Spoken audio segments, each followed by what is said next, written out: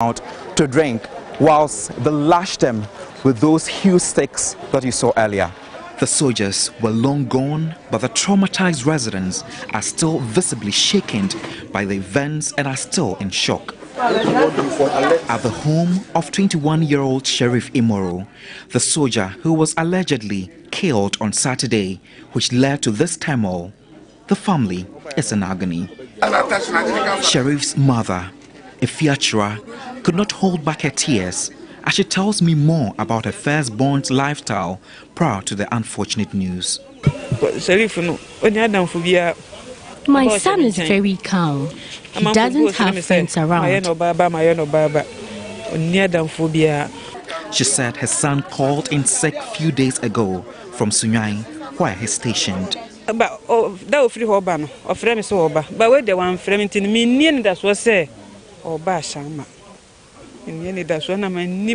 He told me he was coming to Accra, but he didn't tell me he was coming this soon. I'm in pain. The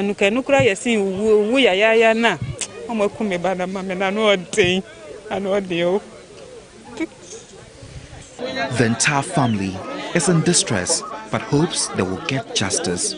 At the police district headquarters in Ashaman, preparations were underway for an autopsy to be conducted at the 37 military hospital. Member of Parliament for Ashaman, Ernest Nogbe, who confirmed the brutalization, called on Parliament to have an interest in the matter. You cannot take anybody's life into your own hands. It is never done. And whoever has done that, I want the police and then the military to go after that person, arrest the person, and let the person face the full rigors of the law. But that is not to say that the military should take the law into their own hands by invading the whole community, the whole Ashama constituency, molesting people, molesting residents of the community, preventing them from going about their daily activity. It is not done. That is human rights abuse. The Tuesday dawn brutalization of the residents of Taifa is but a constant occurrence that is a bloat on the military. The military hierarchy has been cited often as complacent in these occurrences, as rogue officers seemed to receive nothing, a slap on the back of their palm. Godwin Asidiba, TV3 News, Ashaman.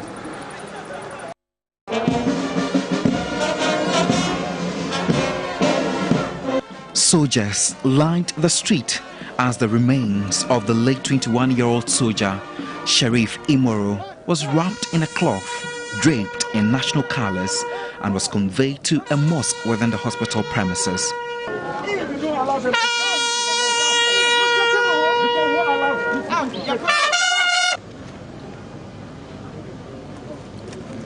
A few minutes after a prayer session, the body was taken back into the ambulance.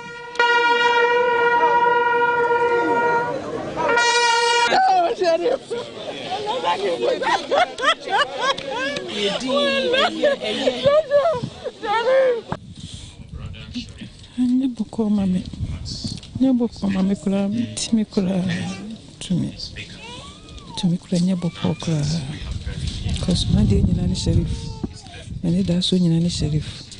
Sheriff, and I kept a baby on your money. The Sheriff call. Nanny does so be a baby, a colana, and your mammy. They said, more thing. They said, they may find out. Said they may, because Sheriff and I many does so winning. Then you may be a toast, more good, and the boy Sheriff. The day be see you know Baba show me. Pounds were catching me, say, Ma, and Baba show me. Oh, Mamma, and you, Nana, Mamma, Major, and you, Bomobo. Oh, me and Cassa, the police for him, or ne Papa Penny, and Cassa, and Cassa, dear. Cassa. I'm a baby, an intimate client, and I'm an intimate by effort between for the day. The other important pana or befe or bano. And the baby, said your cast of baby, as you say, Wakono. Feed him a finipa, because the double and vanilla in him were make us a sheriff for what Uncle Bayo. To say when you to feed you, my friend, pa, baby. Well, we have played all these videos to chronicle the events from the dawn of Tuesday till this morning. The video that you just saw was the grieving mother of the late 21-year-old young soldier. The excesses of the military after they invaded Ashaiman overshadowed the grief and the loss of the family of this late 21-year-old soldier. We're going to talk about what happened, the alleged killing of the soldier and the aftermath, and the brutalities that these innocent, as has been proven now, residents of Ashaiman were subjected to.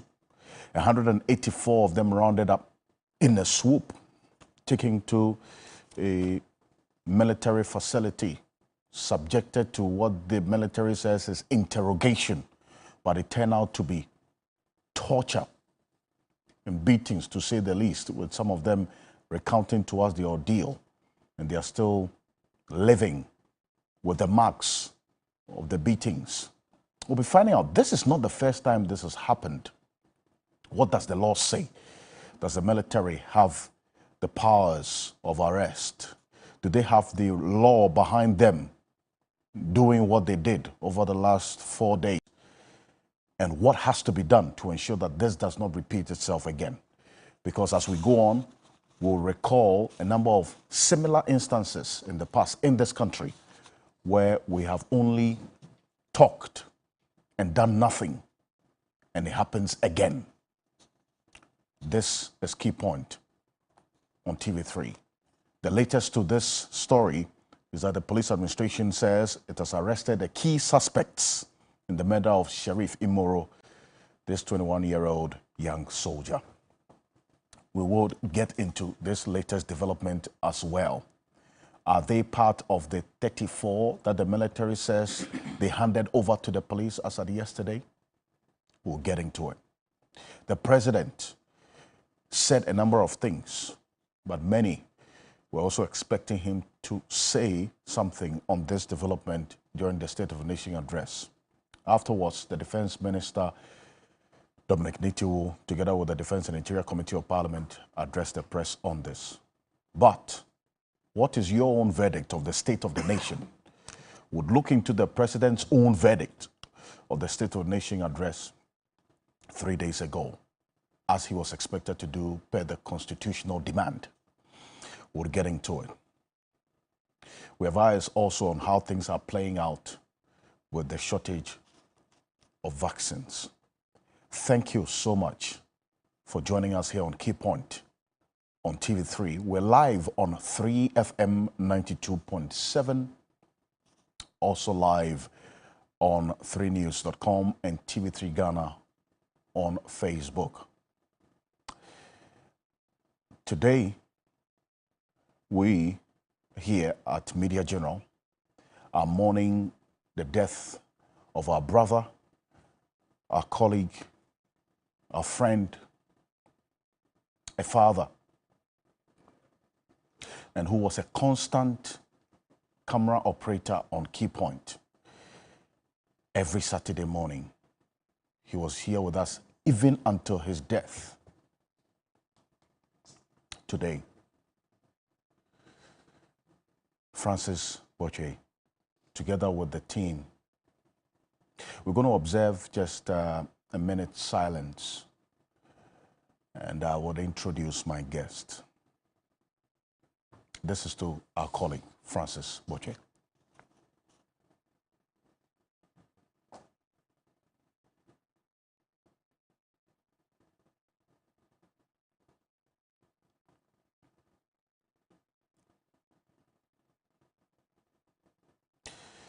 May his soul rest in perfect peace.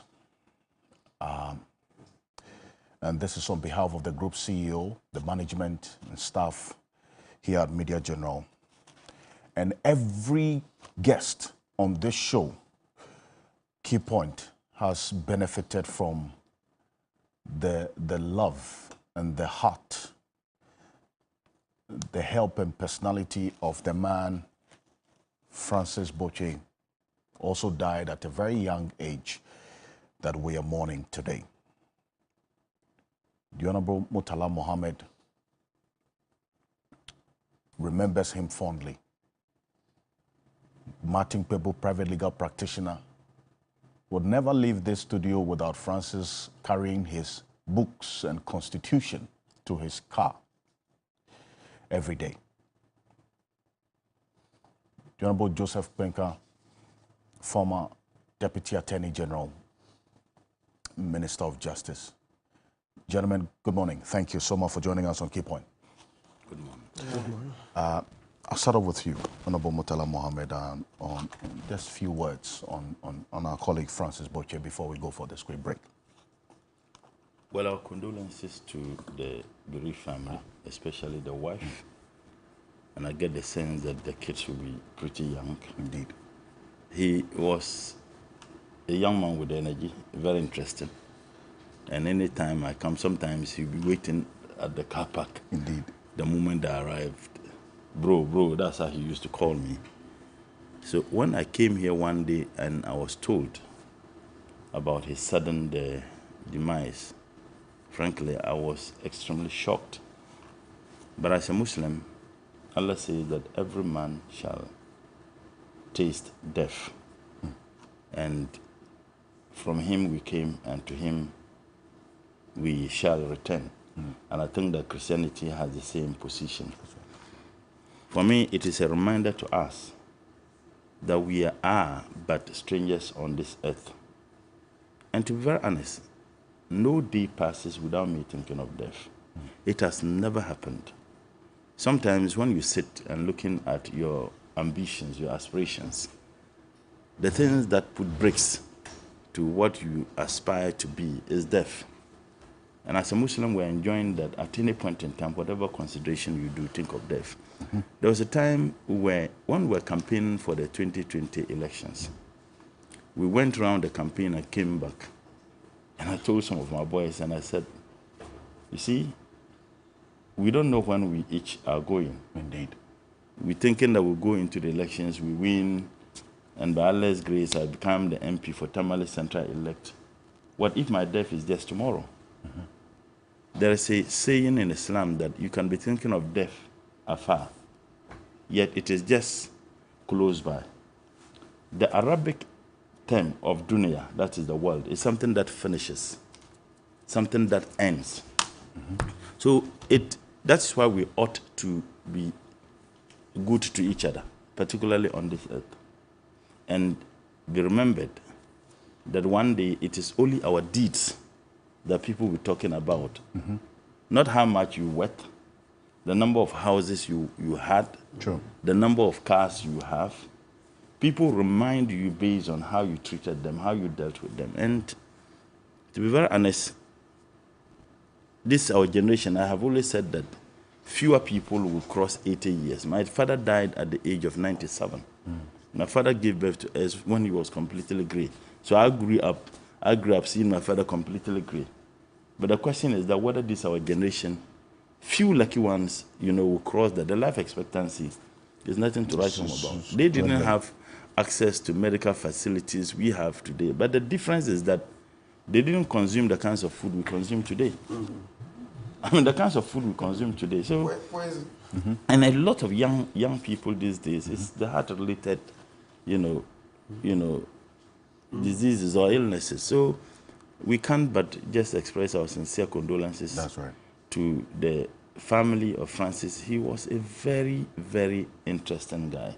You can never get angry with him. Sometimes he will follow you. I remember the last encounter I had with him was at the car park. We finished and I said, let's go. And then usually, we do a lot. And I said, hey, don't exclude these people. That was what I said. The other colleague was saying, hey, don't. They say, oh, no, I won't exclude. That's the way he speaks with speed, So for him to have gone the manner he went, I mean, everybody benefited from him. True. As long as you are a participant on this. And it is not only the Key Point. Even those of us who come on the new day, every day you definitely will find this gentleman, yes. It's sad. Indeed. For just the benefit of our viewers, we'll see some of the pictures and videos of Francis shortly, but there are Martin people. Yes. I think Honorable, excuse me, Honorable Murtala, he said it all. Yes, he said it all. Francis was such a nice guy, very nice guy, very pleasant. And I mean, what else can I add? We can only pray that he will rest peacefully in the bosom of the good Lord. And most especially, I'm looking at the surviving spouse and children. Considering that we all have very, what do you call it? We all have such a glowing tribute for him. Maybe we should move beyond the words and see.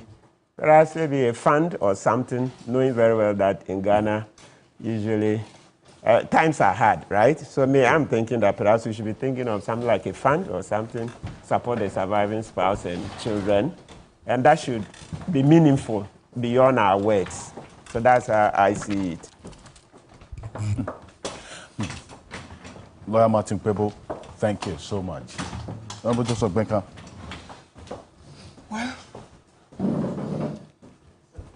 I was really very shocked when I heard the news.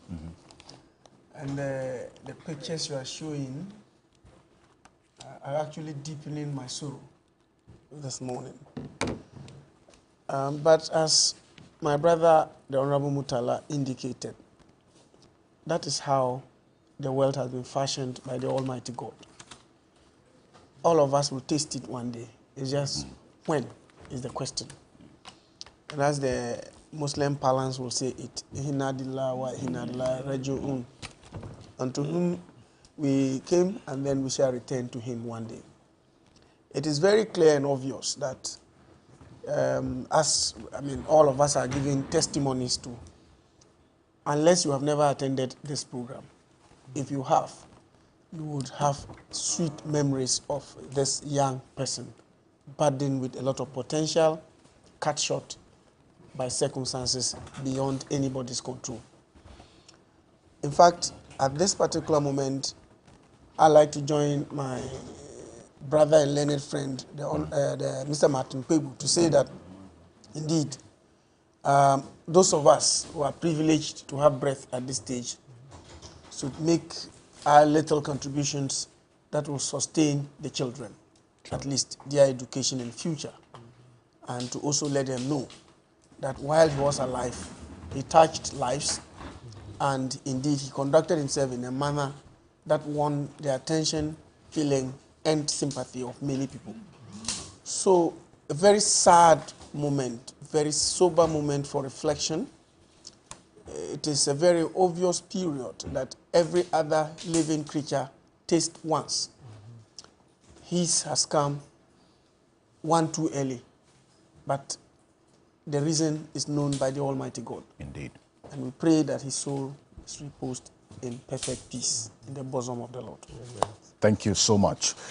Professor Ransford Jampo is Professor of Political Science at the University of Ghana, Legon, also joining us this morning. Professor Jampo, thank you so much for your time. And you can also just a minute to also share your thoughts. And this is one man that you also encountered many times, and I remember your reaction to the news of his death. Professor. Well, I was saddened, and I didn't see how such a bubbly young man could easily go into eternity without even giving all of us signs that he wasn't well. I mean, if people are not well and they show signs and they pass on, sometimes it becomes understandable. But I think a week to his death, I had been here. True. And the way he would receive you when you get to the premises, the way he would escort you, he always wants to carry my diary. I'm always going, but carry my diary. He always wants to hold your diary, and he wants to tell you something. He wants to have jokes with you.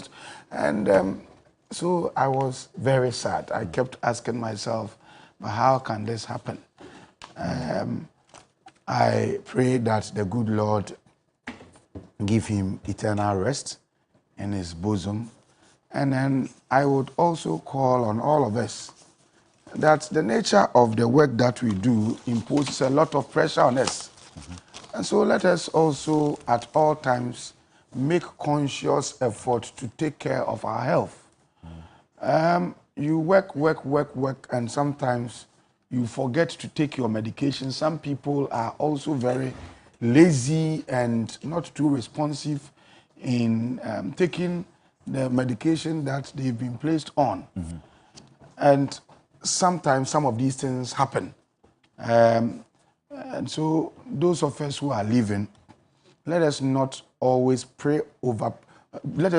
preoccupy ourselves with too much work. Right. But let us also take care of ourselves. And in terms of our health, go see the doctor. If they put you on some medication, you take this medication religiously, and then you eat well, you exercise, so that some of these sudden events will not be happening to us. So may his soul rest in peace, and then our condolences to the family. Martin Kpebu talks about some funding to help the family. I'll be prepared to contribute to any funding of that sort to just enable the wife and children feel a bit cushioned. May his soul rest in peace. Indeed. Amen. Thank you so much to you all for also sharing in our grief.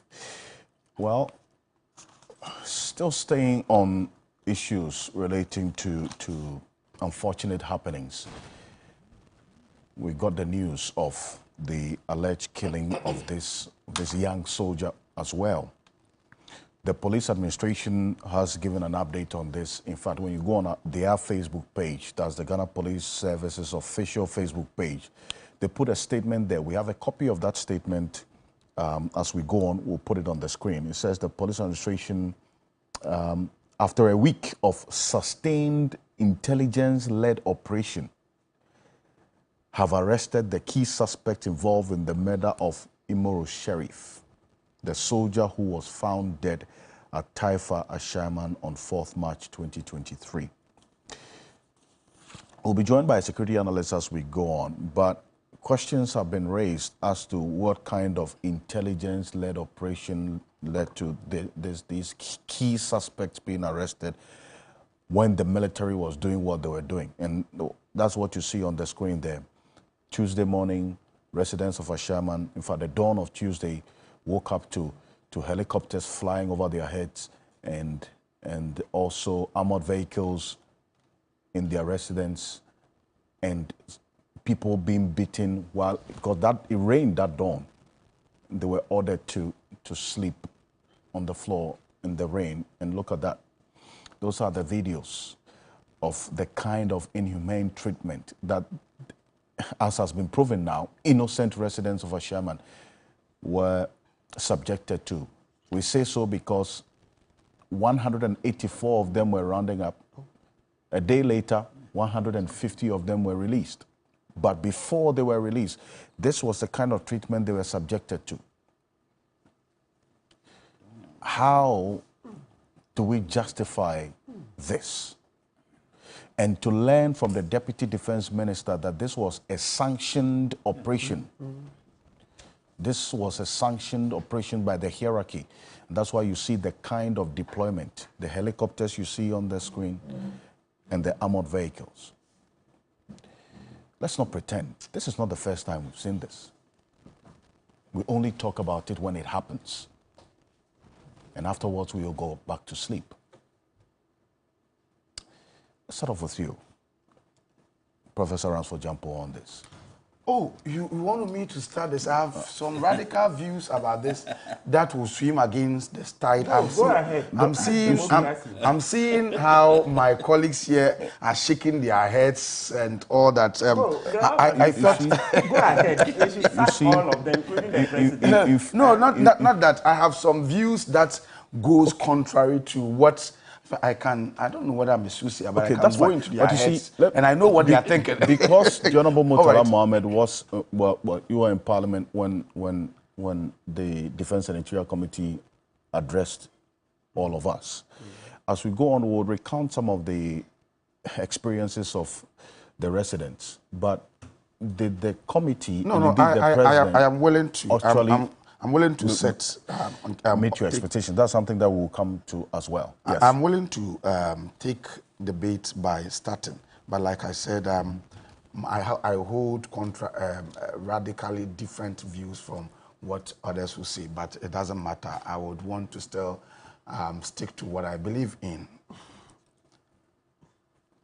All over the world, no one has got the right to attack the state. Nobody.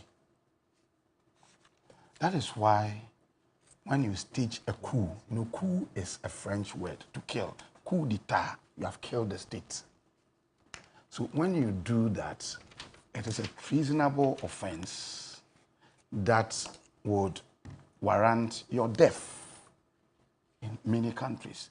So you have no right to attack the state whatsoever.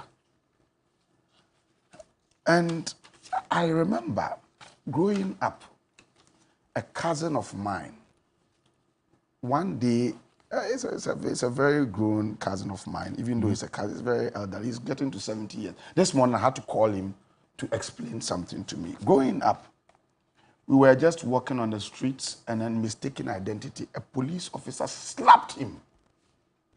And then you look at this young police officer, and then my cousin is very well built.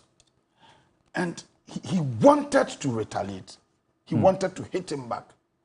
But he kept saying, Abanyedu, Abanyedu. I said, government is heavy, the state is heavy. And so, even though he had been provoked and he wanted to retaliate, he didn't. So this morning, I called him to ask that, Bra Kokwedu, why did you keep saying Abanyedu? He said, those who are in uniform represent the state. And sometimes, no matter how you disagree with them, you cannot hit them, you cannot attack the state. That was when we were growing up. And so, and you see, I'm very passionate and emotional about this when I think about these things, because Major Maxwell Mahama and the wife were both my students. And I remember how Maxwell Mahama was killed, and how even up till now, those who killed him are still going back and forth with our judicial process.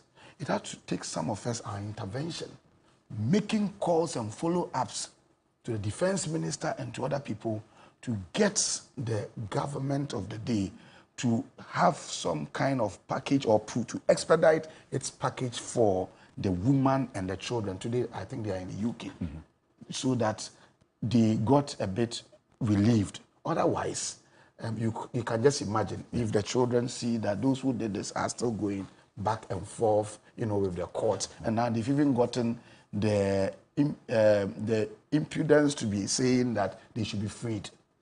Now, so what happened? A soldier gets attacked. And let me also make this point, that all over the world,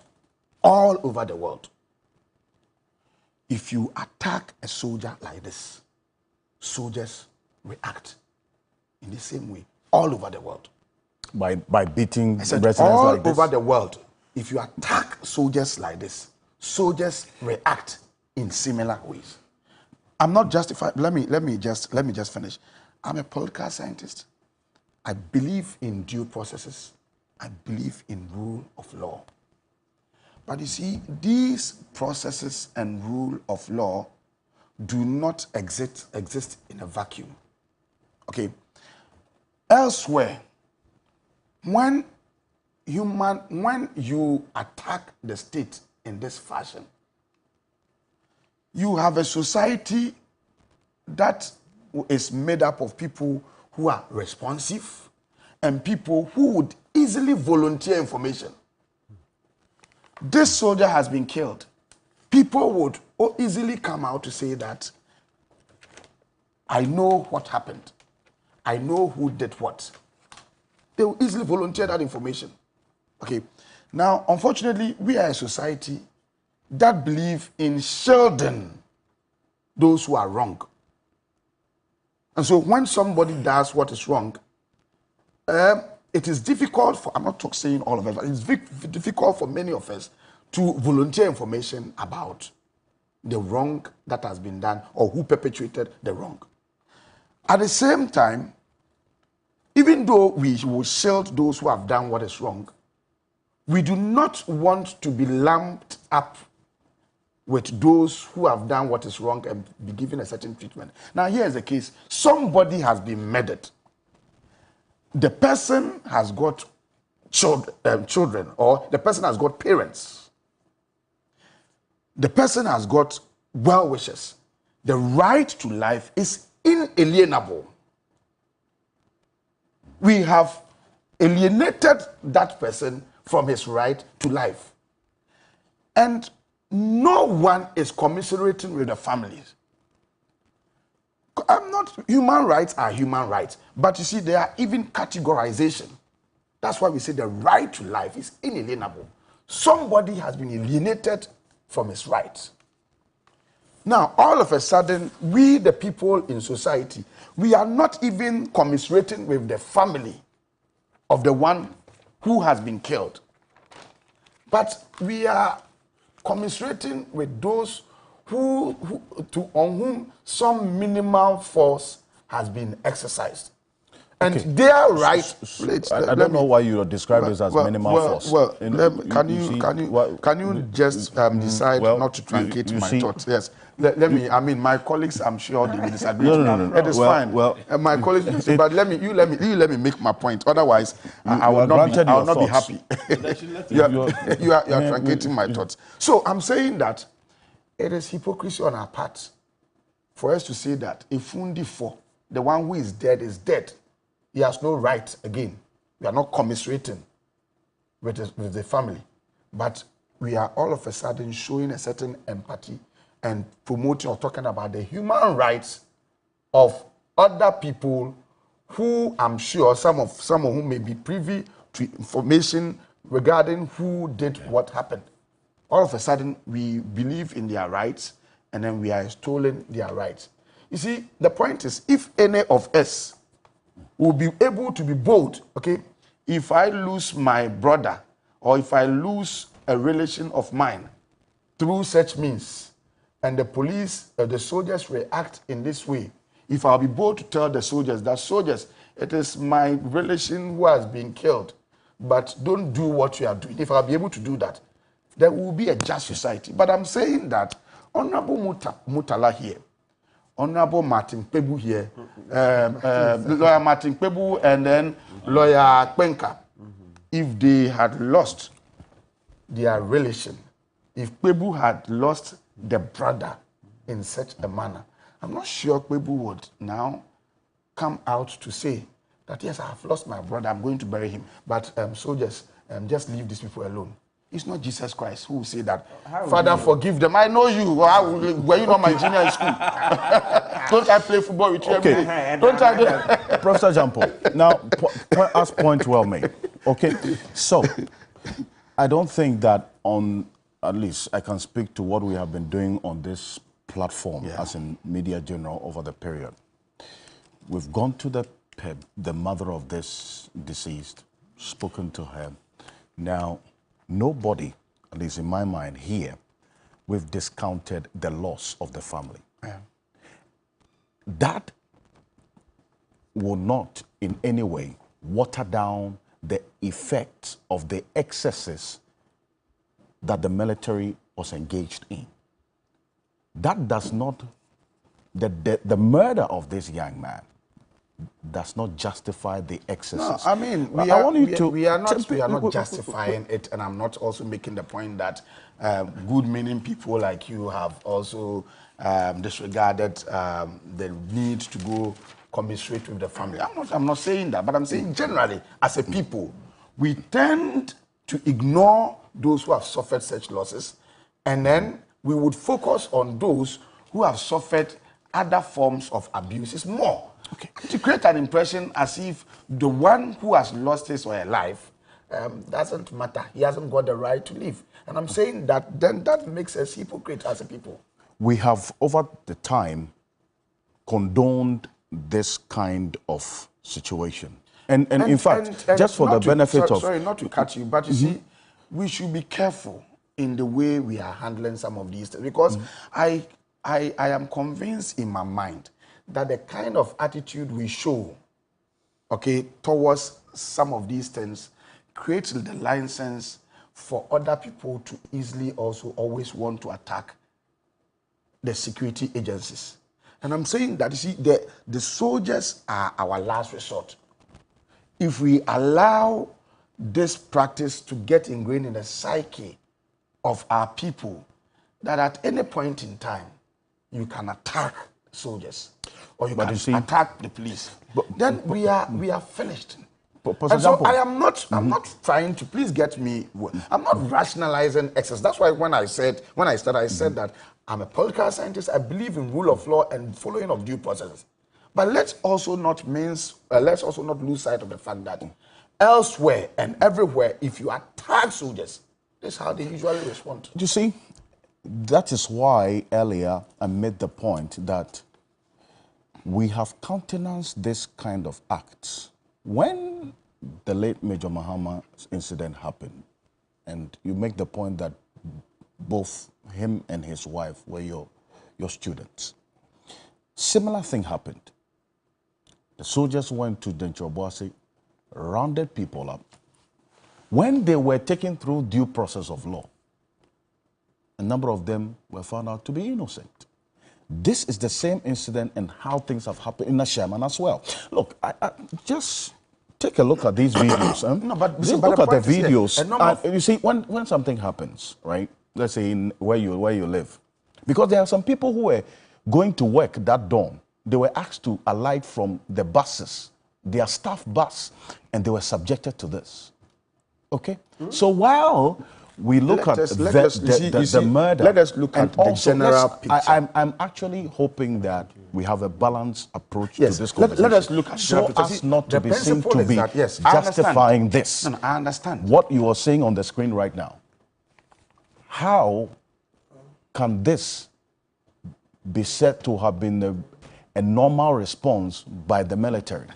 It doesn't pass anyway. Yes, let me bring on Honorable Murtala on this. Honorable, just 1 second. I just want to also make the point again that, you see, if innocent people would not speak up, would not help in identifying people who perpetrate some of these crimes, then they risk being lumped together with those who committed these crimes and be treated and be made to suffer some of these punishments.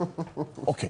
If innocent people, if we are all here, if we are all here and we know that I have committed a crime and that because of our relationship, you are refusing to give me, up to the law enforcement agencies, and they decide to embark on a suit, then we should also expect that we will all be made to undergo a certain treatment. That is if the people actually knew. Violating their rights. They know. Let us. You see. So let us. My point is that if my brother, my point is that let us rather encourage the building of a society that becomes so responsive that when a crime is committed, we are willing to volunteer information. You think that if the soldiers knew or if the police knew that, well, this is the one. I'm told that when this man died, that was suffering, he went to the assemblyman. He called, somebody called the assemblyman. Assemblyman said, oh, leave him, he may be an armed robber. And then he went to knock at some doors, and people who saw him just decided to ignore him. Okay, so you see, let us build a society that, in my view, is responsive so that when some of these things happen, I can boldly say that, look, you are my friend, but this one, you are the one who did it.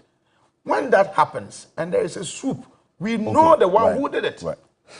Let me bring you on to Murtala Mohammed. Reason is, you see, you have, yes, that's why you indicated these are your radical views.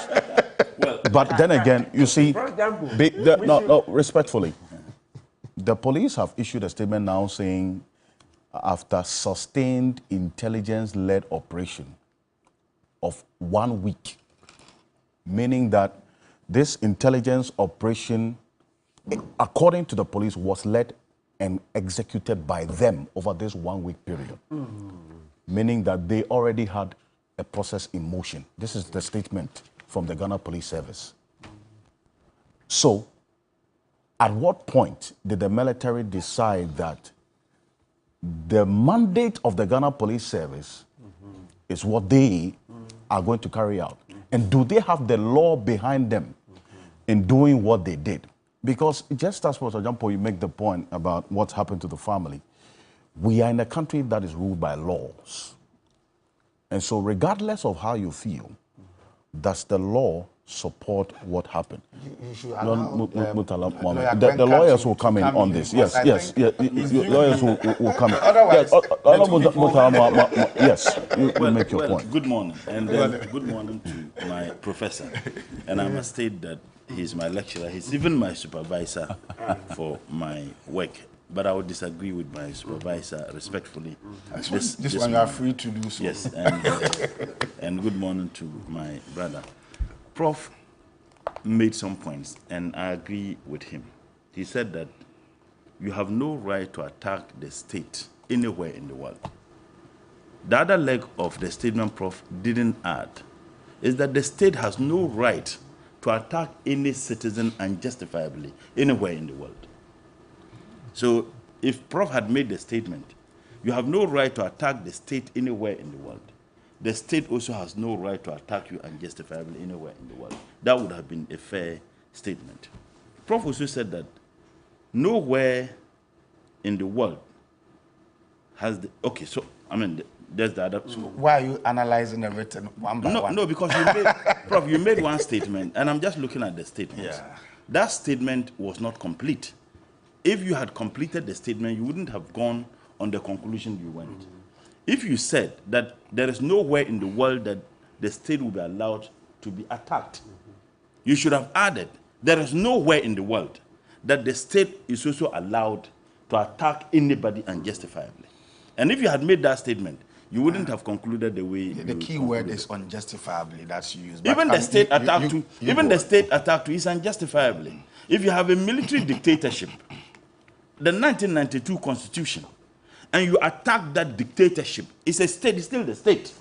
To restore democracy, it is a justified attack. So I can use the same unjustifiable statement. And if I want to go by your statement, then without even adding the justification, I can still make that statement. That there is nowhere you have any right to attack the state. There is nowhere the state also has the right to attack you. But where you need to attack the state for the purposes of restoring democratic rule, that is a justification. And that is why if you listen to a lot of pundits, they say that the June 4th, after all, was not bad. It was an attack of a military dictatorship to restore democracy. And I have said on this program that I have never participated in anything 31st. Because if I sit and I condemn 1966 coup, it would be hypocritical for me to be hailing another coup. But June 4th, it was a coup that was intended to restore democratic governance. One can question whether the democratic governance is in the justification or not. So there is nowhere in the world that anybody has the right to attack the state. I agree. There is also nowhere in the world that the state has the right to attack any citizen. So again, in all democracies, that is a bit okay. Well, yes. When you are done, Prof, the state doesn't have the right to attack any citizen, and there's no citizen also has the right to attack the state. When the state attacks a citizen, there must be a justification. And when the citizen also attacks the state, there must be a justification. A military governance is still a state.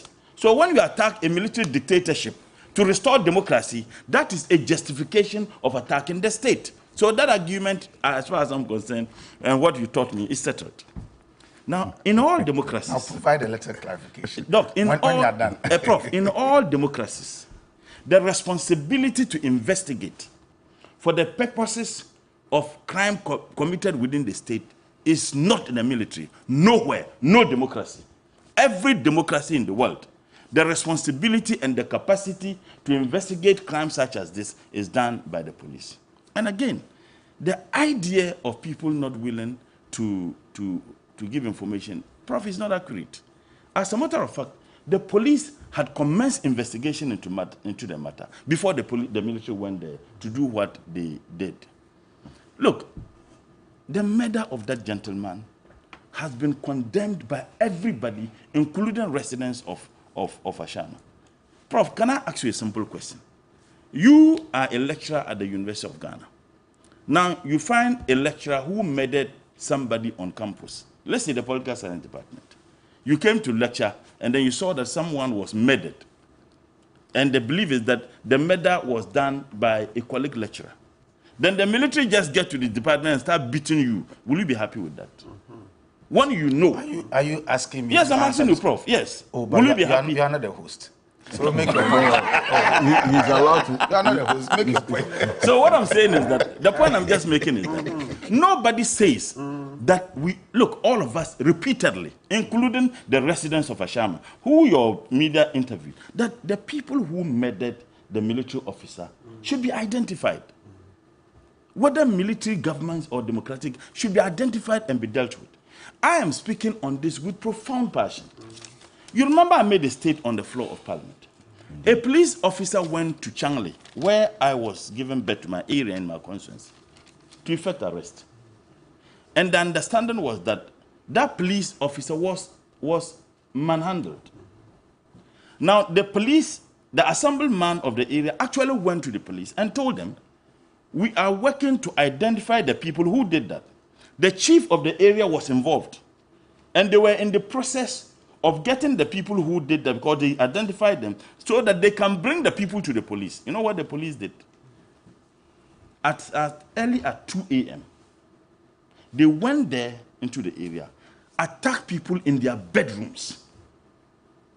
There's a young man who is not an indigene of Tamale, who is from a different region, happened to be working in Tamale, rented a room in that area. That gentleman cannot walk. He's lying on the ground because of the brutality of the police. Now, if we experience this in military dictatorship, why must we accept this in a democracy? As a matter of fact, if you watch the clip, it's a reminiscence of what happens in Gaza Strip or in Ukraine now. You find helicopters everywhere in a democracy.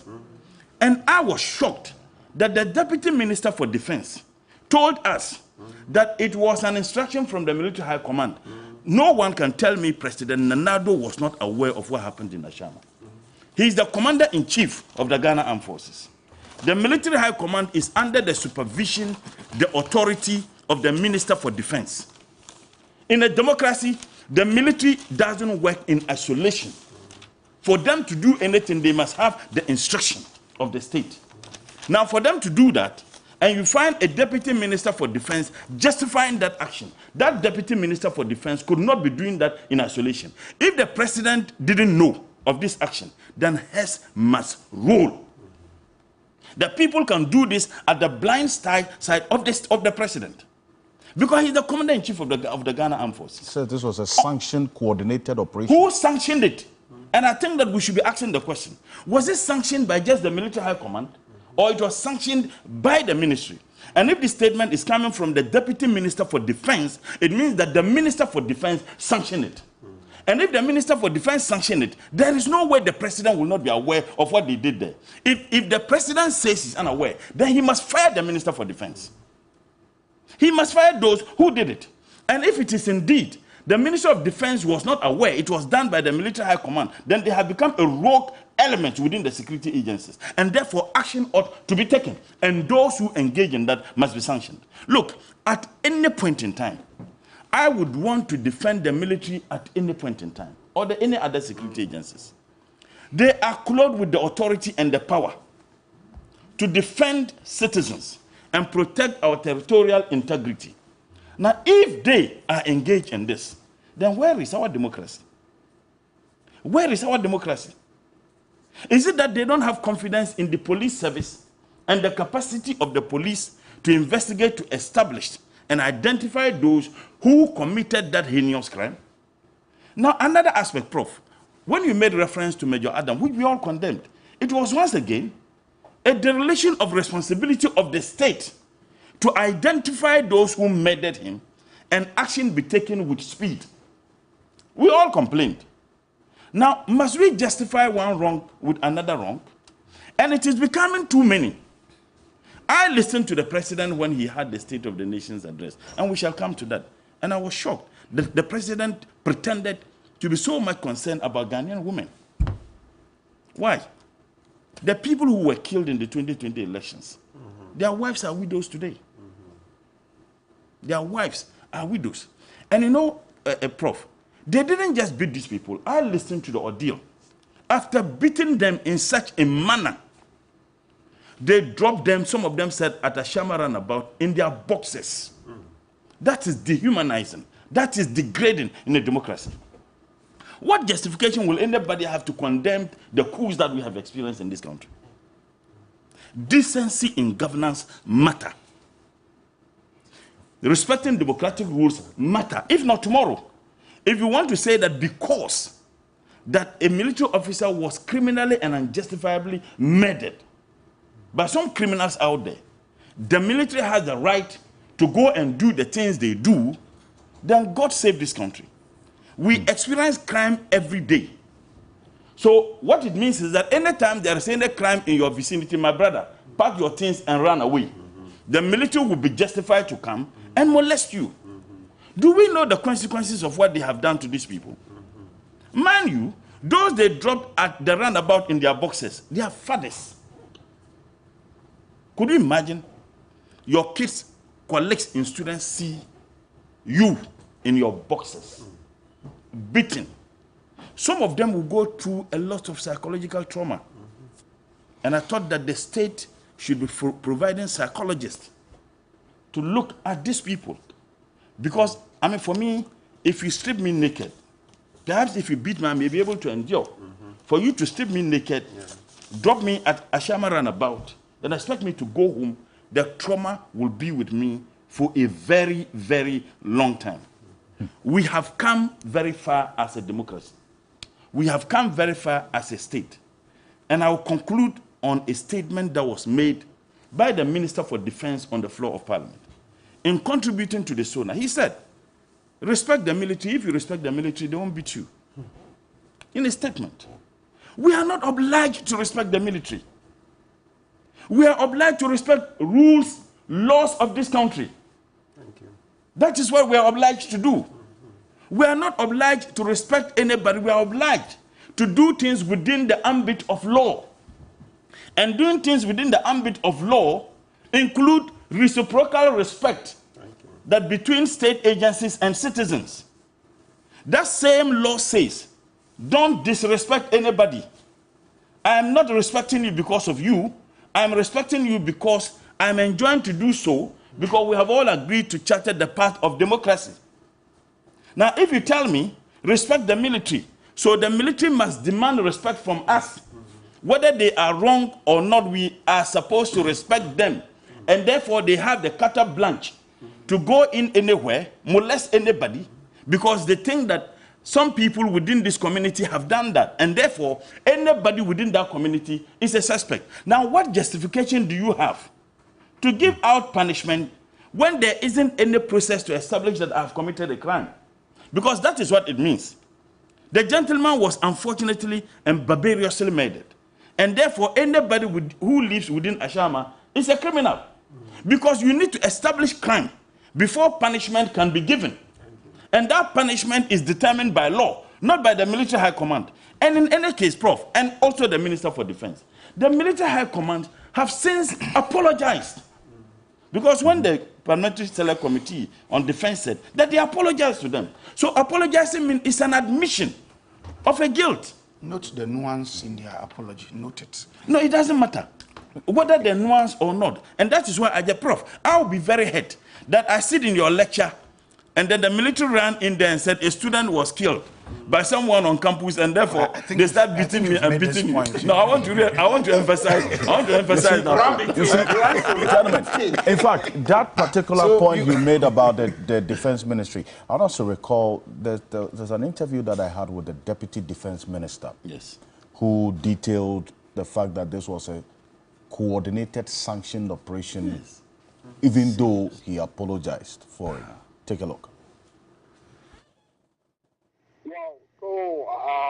Saturday, a young soldier who was going to visit his family was attacked and killed. And the attackers actually took his mobile phone. This soldier was actually in uniform when he was killed. He was brutally murdered. And we think that is becoming too many where soldiers every now are killed.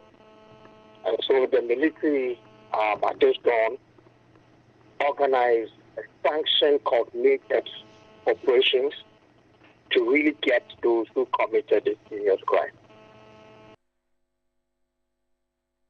And eventually giving details of how this became what they described as a sanctioned coordinated operation.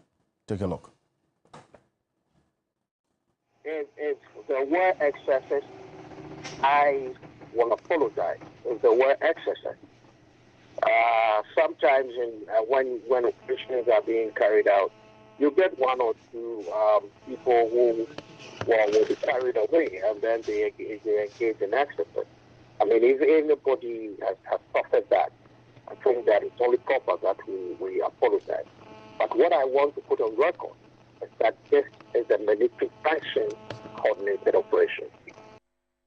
So that's the Deputy Defense Minister putting on record after the apology that this is a sanctioned coordinated operation by the hierarchy. In fact, he said by the ministry as well. They said they were in the known of this before the military invaded Ashaiman. Martin Pebo, beyond everything, we have to understand what the position of the law is on what happened. Okay.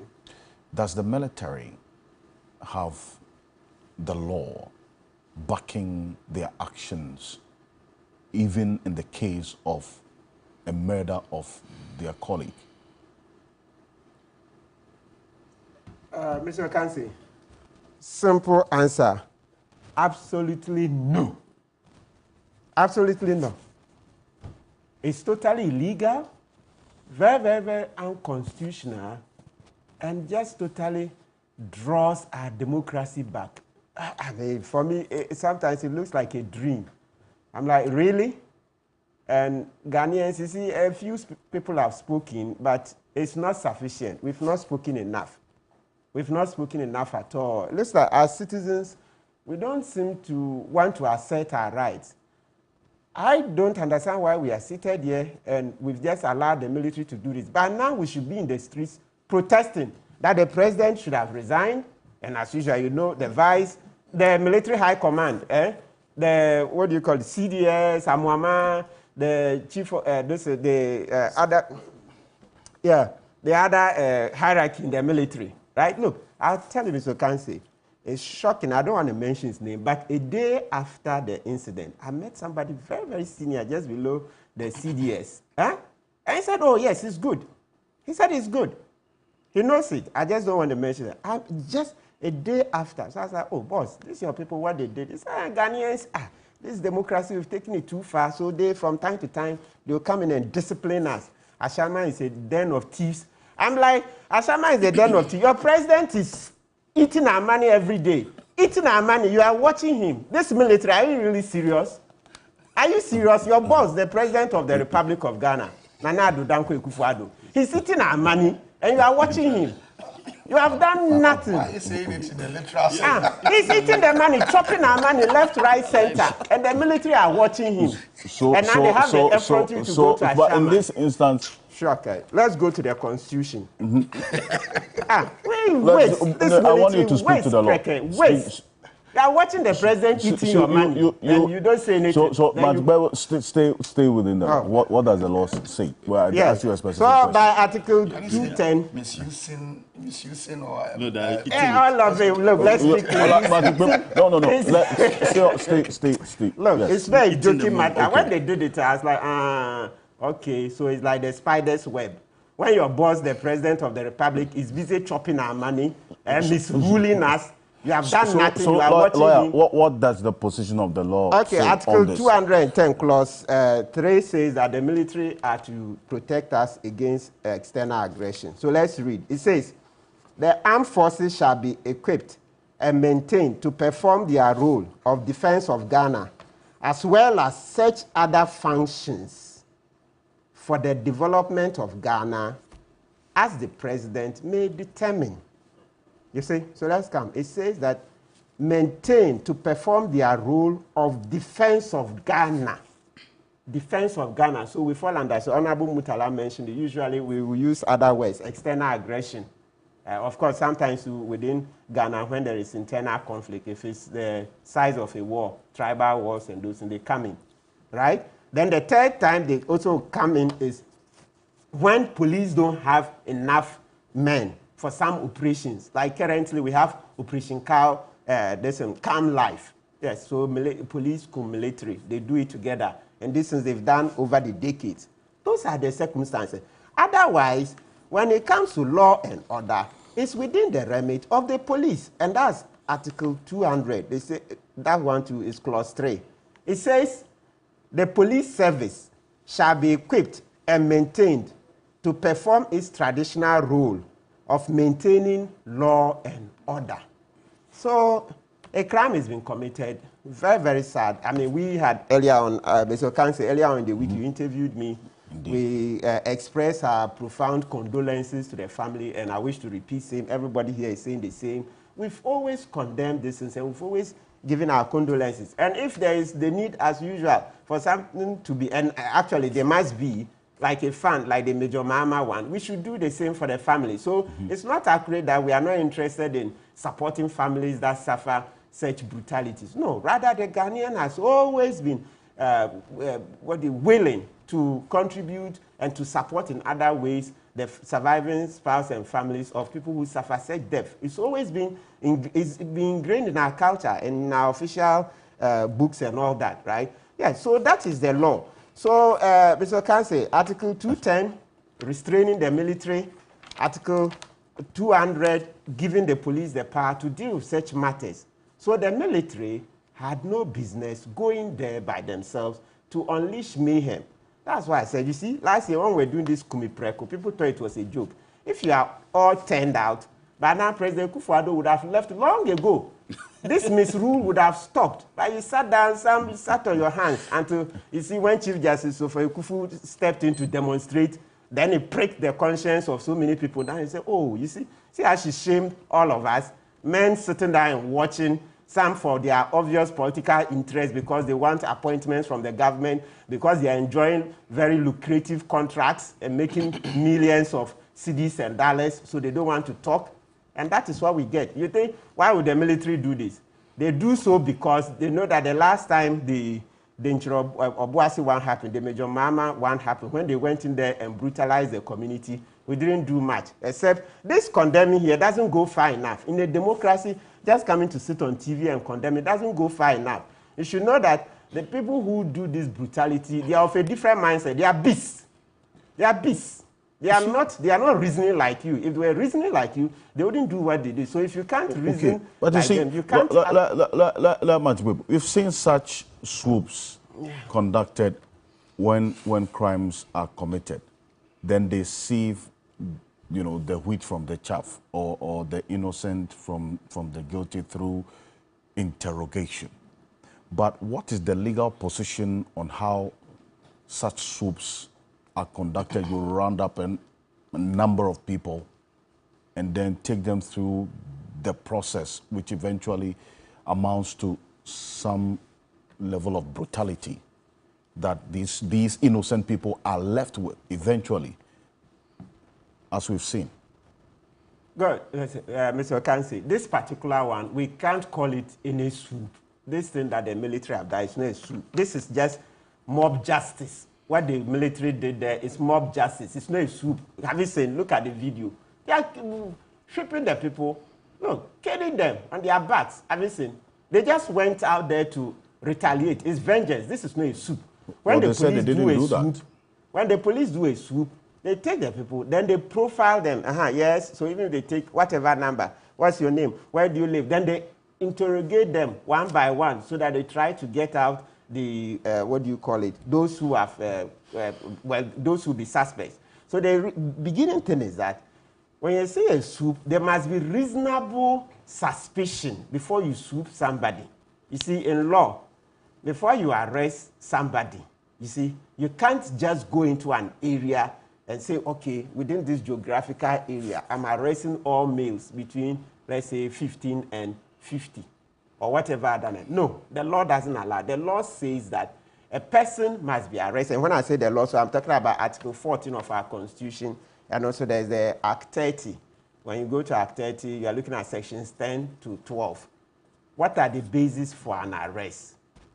It's that there is, one, a reasonable suspicion, please, and with all emphasis, the word is on reasonable suspicion of that person having committed an offense. So if you don't have a reasonable suspicion, you can't arrest. So once you go into a geographical area and just cordon off and start taking all the men, sorry, you are not within the law. The fact that police have done it, often because we are not that knowledgeable, that's what happens, and we allow it. You can't just, it's a reasonable suspicion. So how would you just go within certain square miles, all the males, you take them? No, that's not a reasonable suspicion. It's not. The fact that it happens and we've not condemned it enough doesn't mean that it is legal. Yes, I see why it's happening. Because we've grown up with it, we've come to accept. Please, that's not it. Okay. Let me, for emphasis, this Article 14, Clause 3. So I was even coming to the second part, which is that you've actually seen the person committing the offense. Otherwise, you can't arrest. All right? Yes. So, 3 says, a person who is arrested, restricted, or detained, that goes straight to B, upon reasonable suspicion of his having committed or been about to commit a criminal offense under the laws of Ghana, and who is not released, shall be brought before a court within 48 hours after the arrest, restriction, or detention. So the first part we are dealing with the reasonable suspicion. Please, it doesn't qualify if you just cordon a geographical area and just take everybody you meet within there and start beating them. No. And even start profiling them. You see, like what the police do, they now go to fish for information in that method. It's not legal. It's not. We have to condemn it. Yes, but we support police to do law and order. Yes, as we've seen in Article 200 of the Constitution.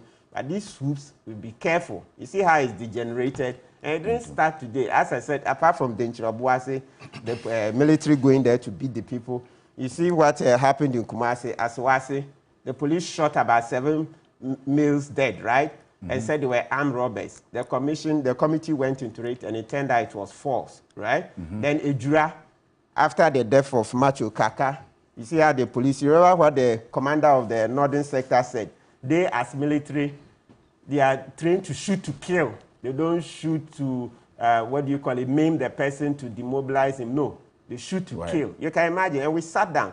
So this type of thing, all of it, Mr. Okanse, in one word, it boils down to bad leadership. Bad leadership by President Kufuor. And you see, to date, you haven't heard directly from him. That is his true character. For him, he doesn't care. He has checked out. Joseph Benga, and bear in mind the fact that the police statement says that they have been on a 1-week sustained intelligence-led operation, which has led to the arrest of the key suspects.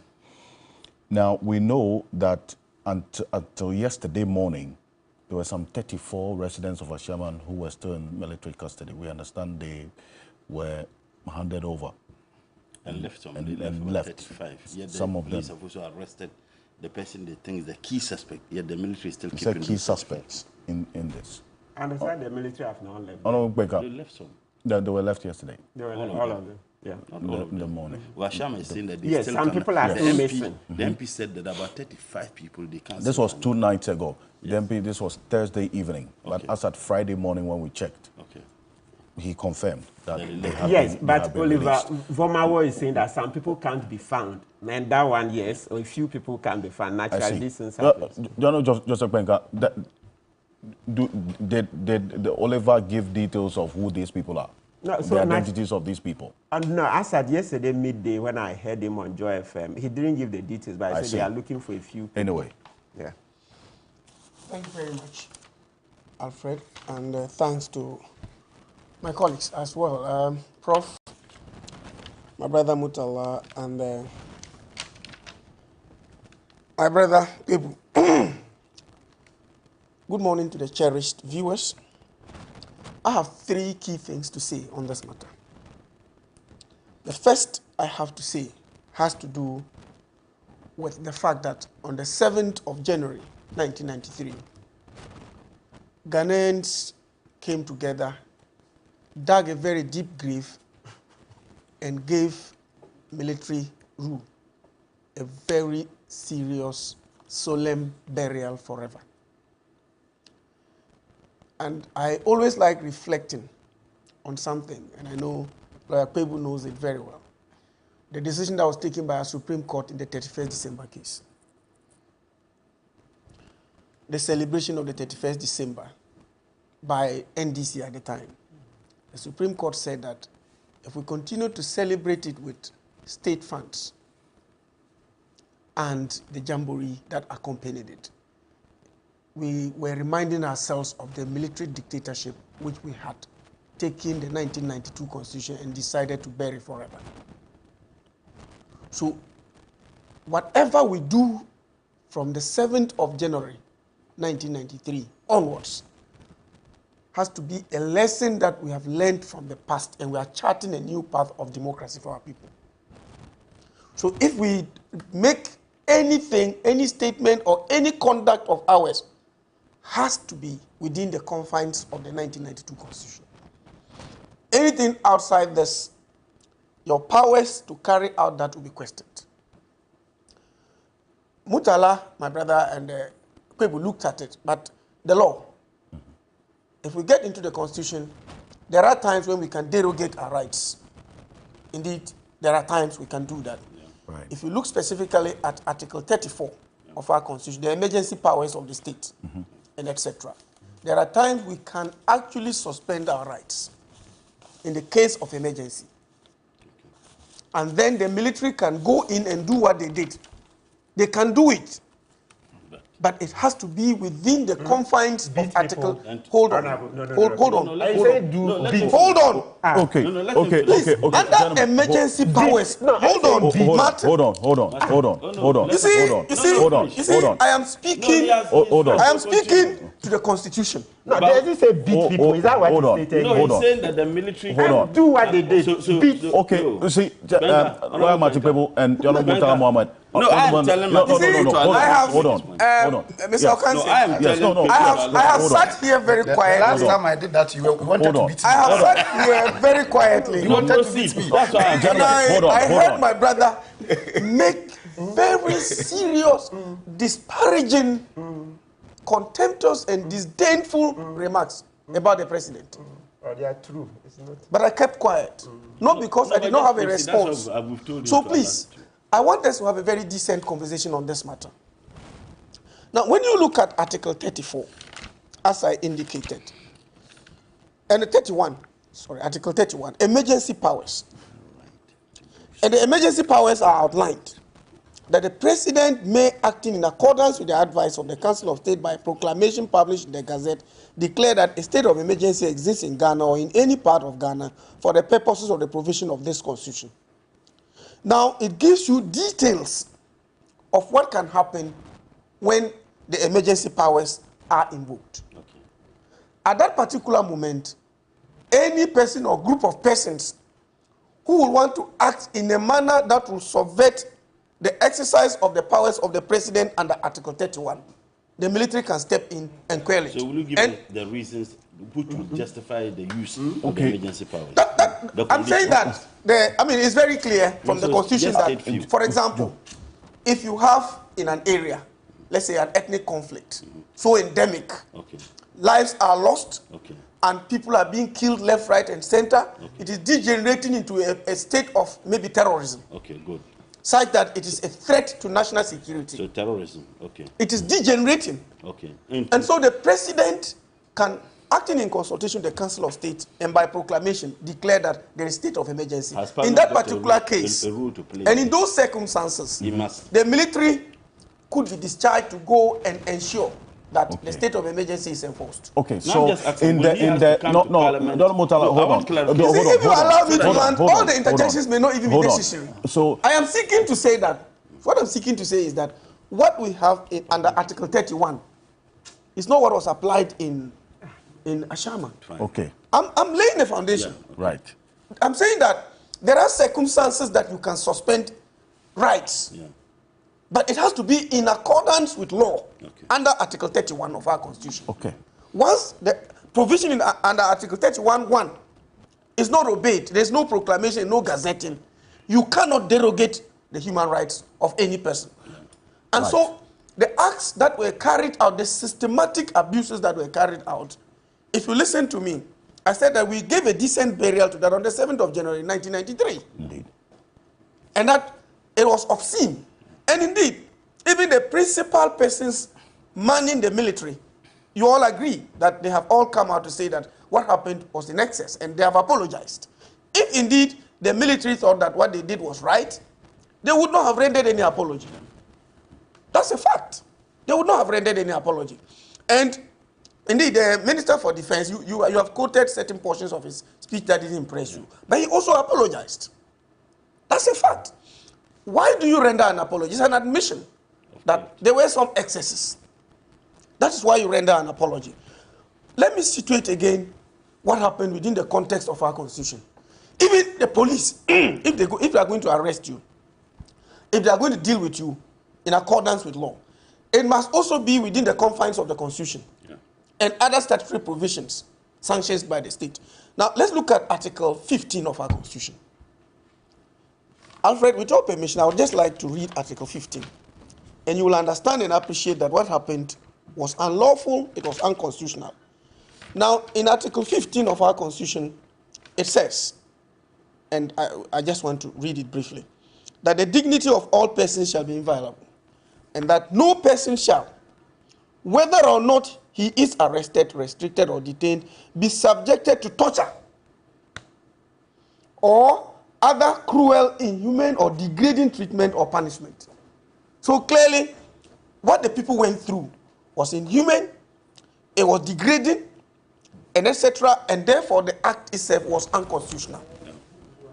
Clearly within the confines of Article 15. Now, the point now to make is this. What triggered all this? And it is what Prof. Jampo spoke about. Again, it appears that we are losing the debate.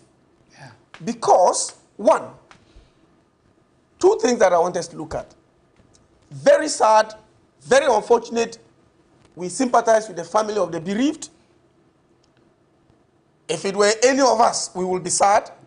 And probably we would close our eyes to what the military did. Probably. No, we wouldn't. Because we are directly affected if it were any of us. And let me state this. Let me state this and make it very clear.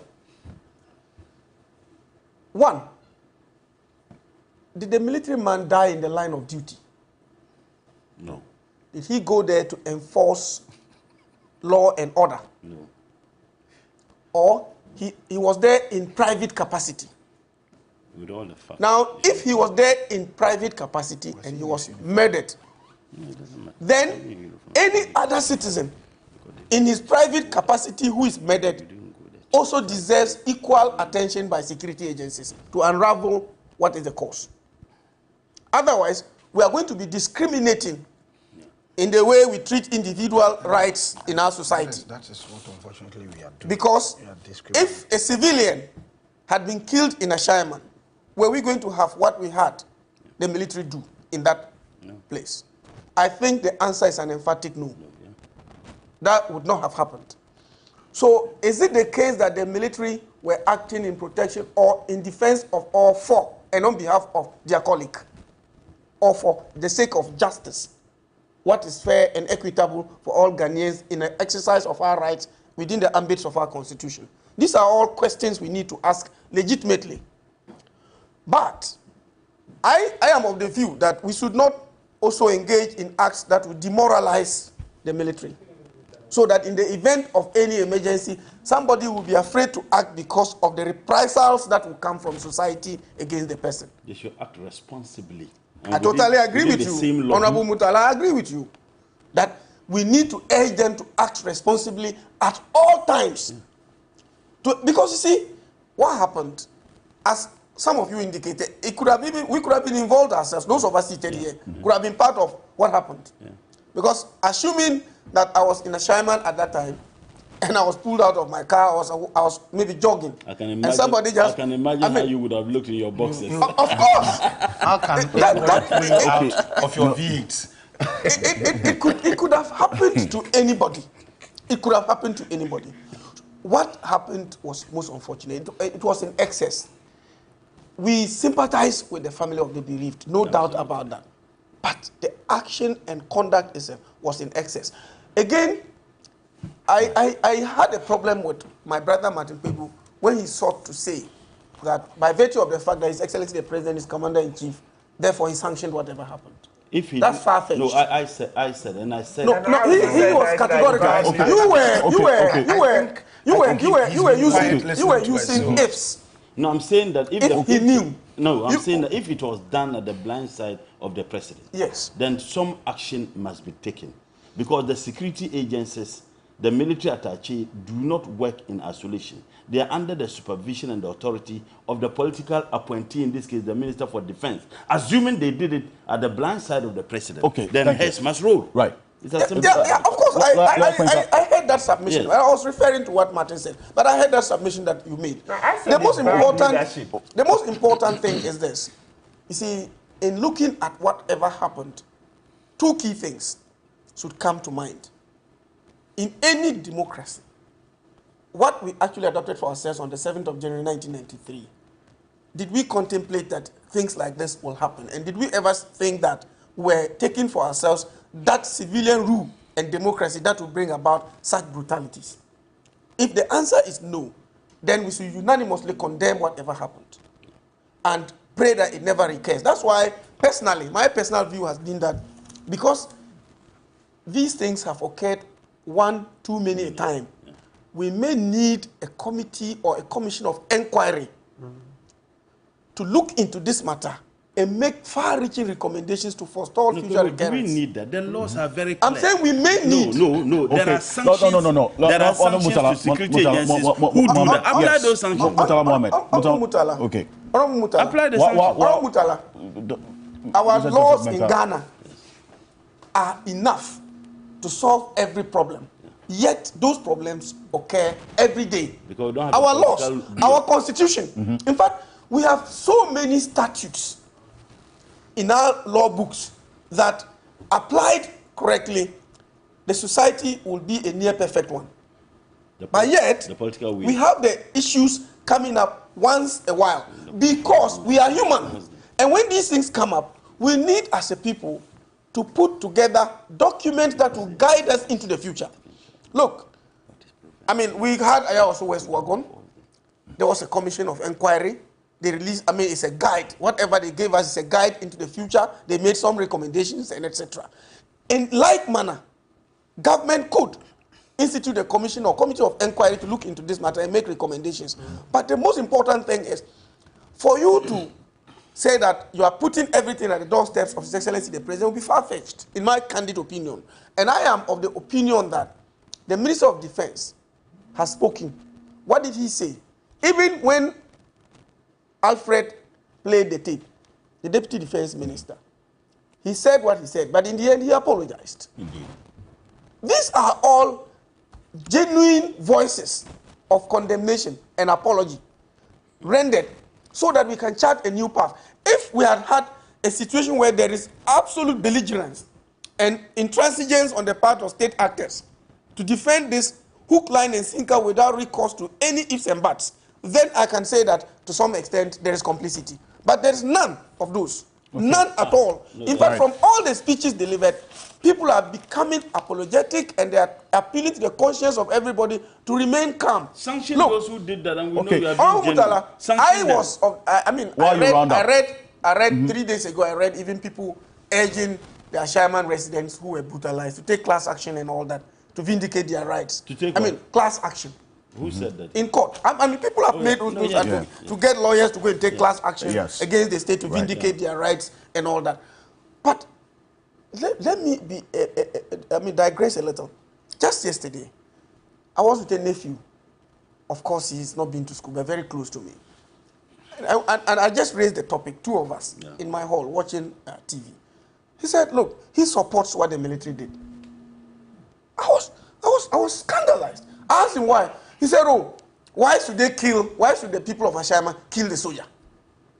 So because they killed the soldier, the military were right in doing what they did. What I'm seeking to say is that we cannot all think along the same line. But did you let him understand? I did the explanation. Good. Right. We cannot all think along the same line. Everybody will have their views on this matter. But the most important thing for us to note is the government's approach to the issues and the way forward for all of us. Because in the end, we are going to continue to live with the military. My brother Martin Kpebu mentioned that he met a senior member of the military who made some indications and all that. And he made some insinuations. But that's not the matter. The matter is, are we running a democracy, a country of rule of law, or might and men? Might and men. Okay. Thank you. On that question, let me bring in Dr. Victor Doke. He is a security consultant and also a lecturer at the Kofi Annan International Peacekeeping Training Center. Dr. Victor Doke, thank you for joining us on Key Point.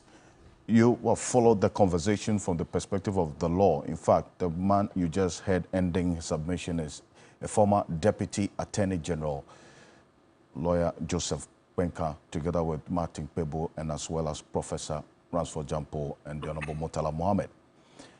From the lenses of the security, what goes through the military, the minds of the military personnel in instances like this when they carry out such sanctioned operations? Because we've seen that this is not the first time it's happened.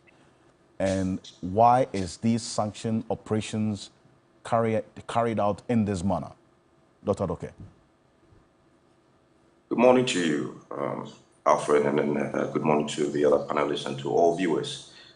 Now, with regards to your question, you see, when we all know the mandate of the military and what they are trained to do with regards to issues of defense.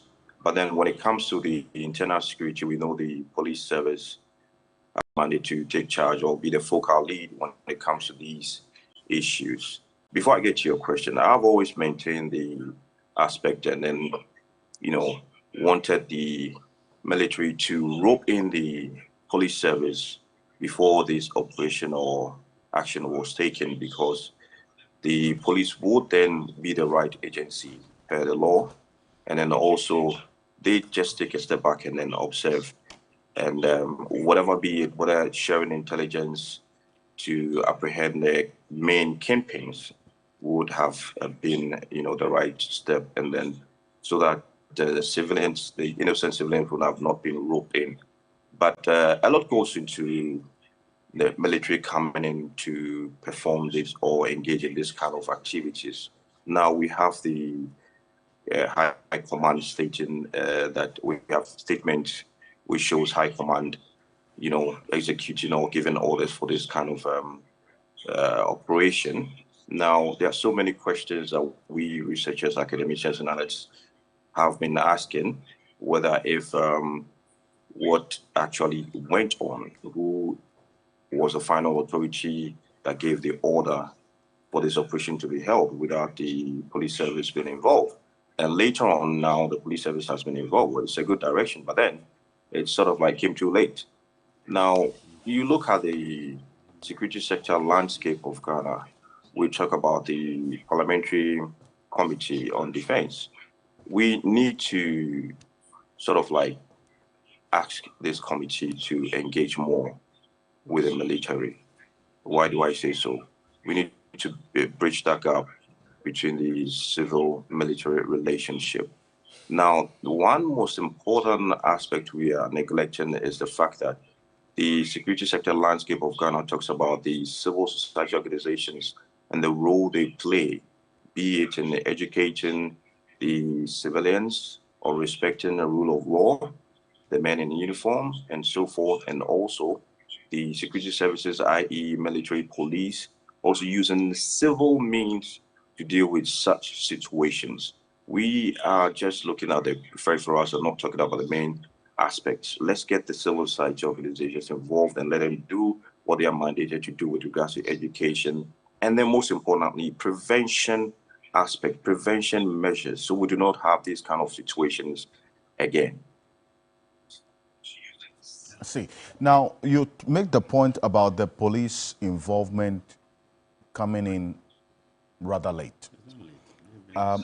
From the get-go, from the information we have from the police, this matter was first reported to the police, and some persons were picked up.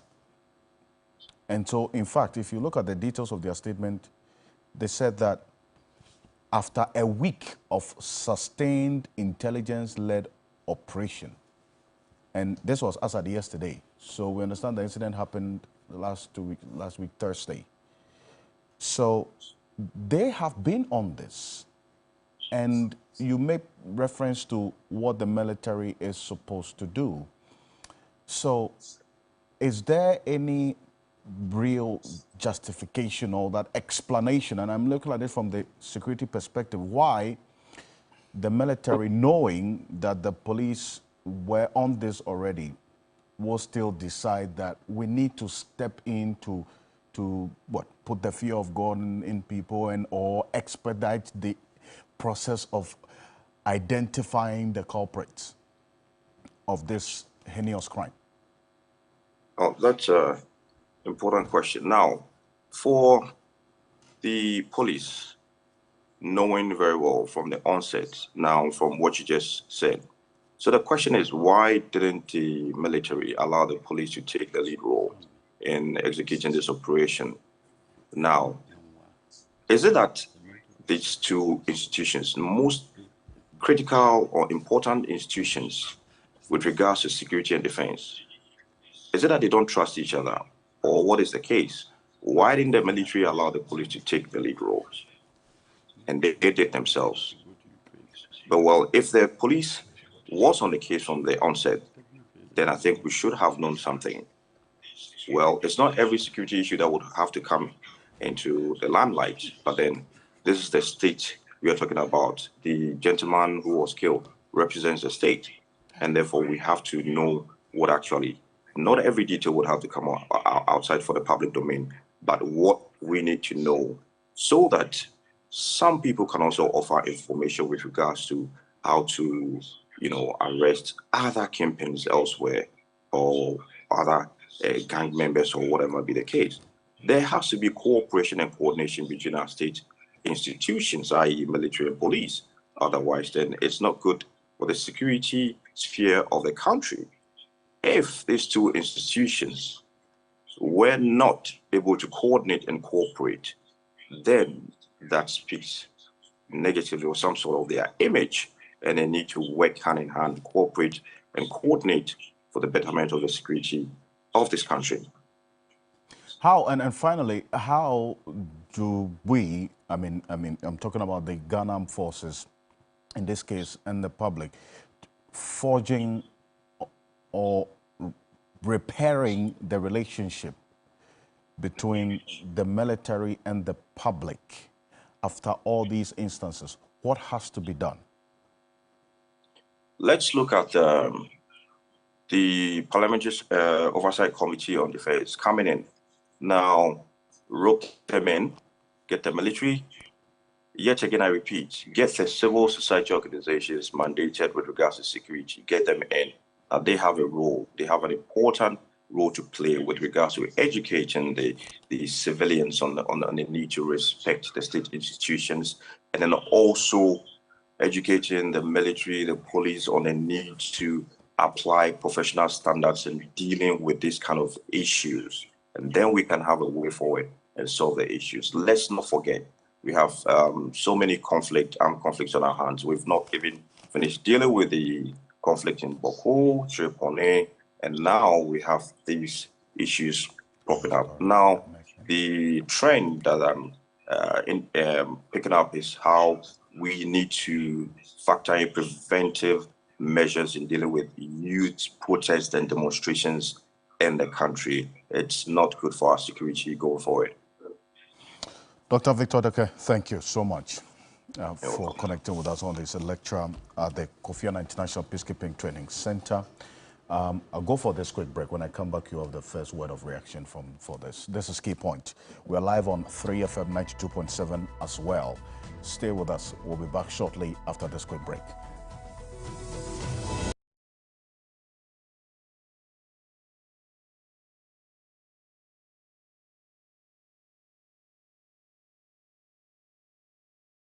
Mark your calendars and invite a friend to the second edition of Walk for Life, a health and fitness walk powered by Net36 Vista. We are inviting everyone to this fun-packed exercise for a healthy lifestyle. This year's event is happening on the 18th of March at 6 a.m. Join your favorite superstars Akrobeto, Lil Wayne, and Dabo as they walk with you from Ayimensa toll booth all the way to the Pediasi Lodge. Then at the finish line, our physical instructors will lead you through some aerobics while highlighting the importance of regular exercising. Don't miss the second edition of Walk for Life with Akrobeto, Lil Wayne, and Dabo on the 18th of March at 6 a.m. Join us, bring a friend, or come and meet a new one. The second edition of Walk for Life is powered by Net36 Vista, a prestigious property investment and management company. Welcome to Lakeside Hills, a gated community which offers a peaceful and serene living experience. Today, we are going to be touring a beautiful two-bedroom standard house measuring 85 square meters. As we enter the house, we are greeted by a cozy living room that is perfect for entertaining your guests and relaxing after a long day's work. The large windows allow plenty of natural lights to flood in, illuminating the space and making it feel inviting. The first bedroom is cute and adorable, perfect for young couples and growing families. The second bedroom is connected to its very own bathroom, providing the perfect setting for guests or anyone that values their privacy.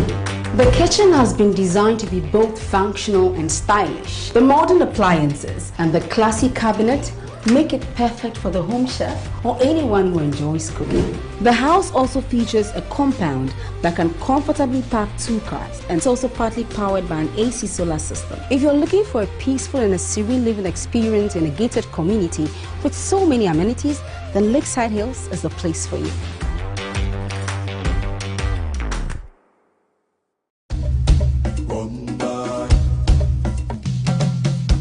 It's the road to VGMA 24.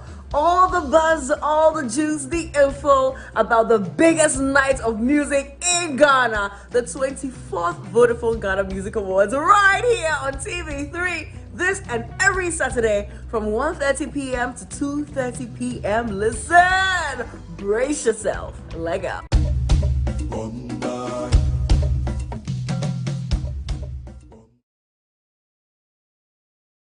We are on a mission promoting access to quality health and education through the power of our media space. Since 2014, we have made great impact. TV3 mission now drives Ghana's quest to break barriers and provide access to inclusive and quality girls' education, together with women's maternal health services. Our mission to address the needs of the socially excluded has won the admiration of many. Indeed, TV3 Mission gets you the results. Mission is live on TV3 News 360 every Saturday and Sunday. Supported by Star Ghana Foundation, with thanks to Foreign Commonwealth and Development Office.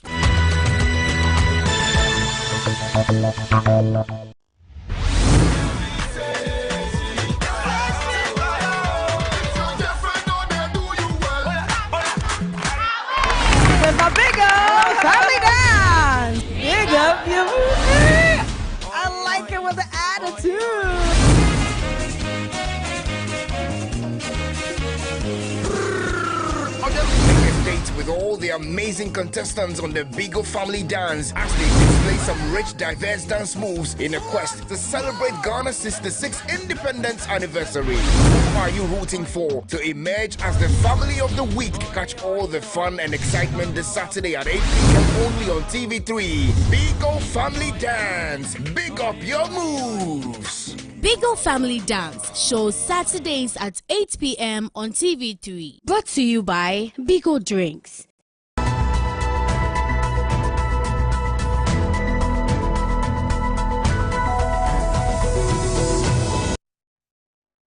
I was in bed when my mom called me that my brother is beaten outside. So I quickly rushed out.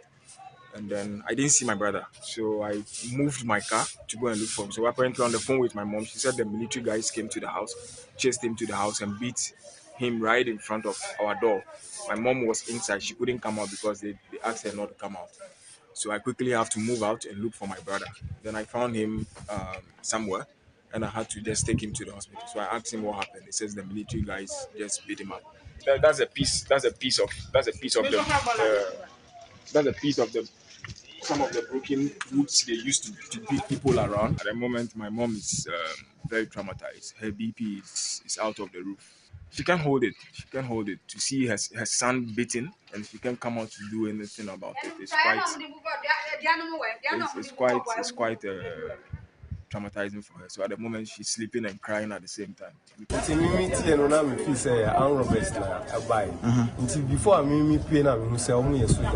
I thought they were armed robbers. I got to know they were military men after I got out. I was told to follow them till we got to the roadside. Then I realized there were lots of people there and they were abusing us.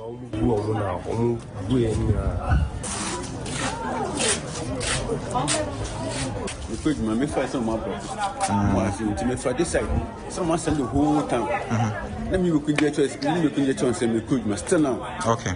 Manchester, you told him, sir. If you go there, they go woo you. If the food, they go woo you. You see, oh, my back.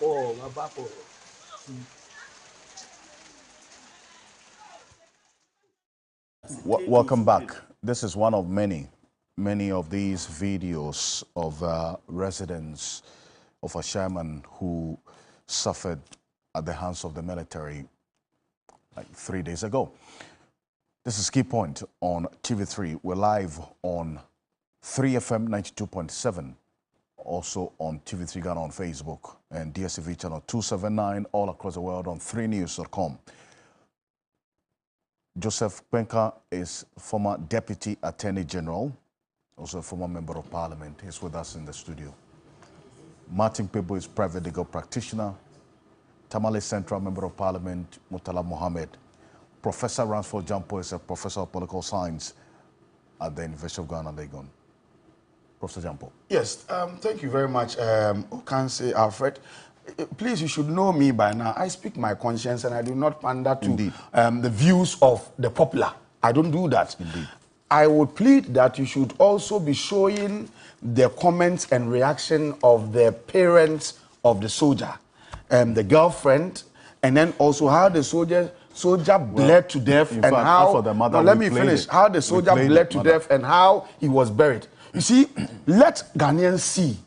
And then let Ghanaians at the same time see how the soldiers also brutalized the innocent citizens. Let us have a balanced reportage or then view of these two incidents. What you are doing now is that you are showing the brutalization of the citizens by the soldiers. And that is what you are showing. You show that constantly. And how the guy bled to death, how he was buried, the kinds of things that the parents have said, and all those things are being hidden. Look, as a nation, we do not achieve anything in building a just society if we insinuate that police or military brutalization is very bad, and that those who take the lives of soldiers are saints. If we insinuate we go on that insinuation, then we cannot build a just society. It is very wrong for soldiers to want to take the laws into their own hands. But at the same time, we must be emphatic in making the point that no single individual has got the right to attack the state or to take out the life of any individual, whether he is a police officer, is a soldier, or he is just any ordinary person. You have no right to do that, and that point must be made. And it's becoming one too many that soldiers go about brutalizing people. But it's also becoming one too many that individuals want to take the law into their own hands and attack those who are expected to be wielding or operating the coercive apparatus of the state. It is not good. And I'm saying we must make this point in a balanced fashion. Otherwise, this is what we do. This is who we are. When somebody dies, when an individual kills a soldier or kills a police, we condemn it 10%, so we have condemned it. And then we'll spend the rest of the time looking at the reaction of the people, of the soldiers. The reaction may bring about excesses. I agree, we must condemn. But let us have a balanced view of issues, telling Ghanaians that, yes, you have no right to take the law into your own hands and attack a soldier. That's why I brought this example of a police officer mistakenly slapping an individual when we're growing up. And then the individual looking at the uniform said, I respect your uniform. Abanye Drew. And then because of that, he took his time. The matter was sent to police station. It was realized that he had even done nothing wrong, and the matter was settled. Okay, but if you've not been provoked, if you look at this particular instance, that somebody went, I don't want to go into the facts of the matter, but regardless, you had no right to knife the state. You didn't have that right. Okay, so let's make that point, whilst we also make the point that the police or the soldiers also have no right to beat and to manhandle victims or individuals who may even have nothing to do with what may have occurred. If we do this, and then in your reportage, as you air these things, if you are also balanced by showing how the guy bled, by showing how the guy was buried, by showing the kinds of sentiments that the parents of the guy also expressed, if you do that, then we can have a balanced view. Then we can say as a people, as a nation, that no, never again. Don't kill a soldier. When a soldier is killed, don't also go about brutalizing and torturing the lives of innocent people. Let's have a balanced view. Let me make the point. Saying this point. I'm saying this. I don't care about what other people say, but this is what I believe in. Okay. The point about the reportage, I think I just want to state that, and then we'll round up on this. I don't know which other media houses you observe, but for us here, we provide. No, Alfred. What I'm saying is that what I'm saying is that as we were talking, you were showing. Yes, that's what I'm saying. Before you hold on, before you came in, we have played about a 5 minutes interview with the mother of the deceased soldier. We sat with her for a 15-minute conversation, which throughout the week we have been playing. And even this morning we played that. Great. Also, we provided a live coverage of the burial of this soldier on the day of the burial, here, across the Media General platforms. So, on the basis and the principle of balance, we have ticked that box and done the needful. No, I just wanted to state that let me clarify that because so maybe that before you came in, yeah. You did not see the video of the mother being played. But I just wanted to put it on record that we have played the video of the mother this morning, also sharing the grief. You have done well. You have done well. All that I'm saying is that as the program is going on, what I'm seeing is that you are showing more of the brutalization, okay, and you are not even showing anything about. So I'm talking about as the program is going on. Okay, but so just if to you put it did on that record. before, if you did that before the program, showing the other side, you've done well. But I'm saying, as we go about the program, you see, you would compartmentalize the screen, put us here one and on one side, and be showing. So do that, you know, on a balanced, you know, manner, so that people can have a balanced view of that. And you cannot controvert me on this. You don't controvert me on this. And we are rounding up on this. My professor is being philosophical. I understand. No, to be very honest, I mean, I think that we are on the same wavelength. Indeed. Any of us and people I have listened to, including the residents of Ashama, have condemned the killing of that military officer in the strongest terms and words that I have seen. Even the people who have been brutalized, they have condemned that act. Our problem is that you don't use one brush to paint entire community. And two, if you are a military officer or a police officer, there is so much responsibility on you to behave better than those who are not. Look, in football matches, and I was telling Prof off air, referees are trained to exercise absolute restraint. When players are playing and they run, the adrenaline go high. Sometimes they abuse referees. Now, if referees are going to be acting based on how they are treated by players, by the time you finish the 90 minutes, all the players will have been shown. But sometimes the referees do react. So that is why sometimes when referees do react, some of them are banned. When they overreact, they are banned. Look, Prof, at home, yes, at home, I have kids. When you have kids, they fight. Assuming someone comes and say, Daddy, this person has beaten me. You don't just call that person and start beating. You would want to establish whether indeed the person he or she is alleging beat him or her actually did that. Our point on this matter is that it's becoming too many. In Upper West, a military officer's phone was stolen. And you find entire military went there and started beating people. Phone. How can we justify this? I gave the example in my constituency, in Changley. Police officer who went and was manhandled. The chief there and the assemblymen were working to get the person, to bring the person to the police. 2 a.m., the police went there, did not only beat people, they vandalized vehicles. Now, actions that are done by people who ought to have known, it makes it extremely difficult. And in any case, whatever anybody did, we live in a country of laws. The Constitution regulates the conduct of everybody, including the president. Everybody's in this country's conduct is regulated by laws which were not imposed on us. We decided that we want to live our lives in this manner. And therefore, if a military officer was barbarously murdered, and I have been using this word repeatedly, that we think that allow the security agencies to do so. And that comes to the point Prof made and also the doctor you interviewed. What has been the relationship between the military and the police in terms of unraveling some of these incidences? Is there any collaboration that exists between them? And that circumstance, what happened? The case was reported to the police. Even if a military officer is murdered in a manner, the military ought to report it to the police, because it is the responsibility of the police to go in there, investigate, and establish what happened. Prof, we are not suggesting under any circumstance that we should ignore the brutality or the killing of that military officer. What we are simply saying is that allow the security agencies to do their work, and thank God that they have identified some people.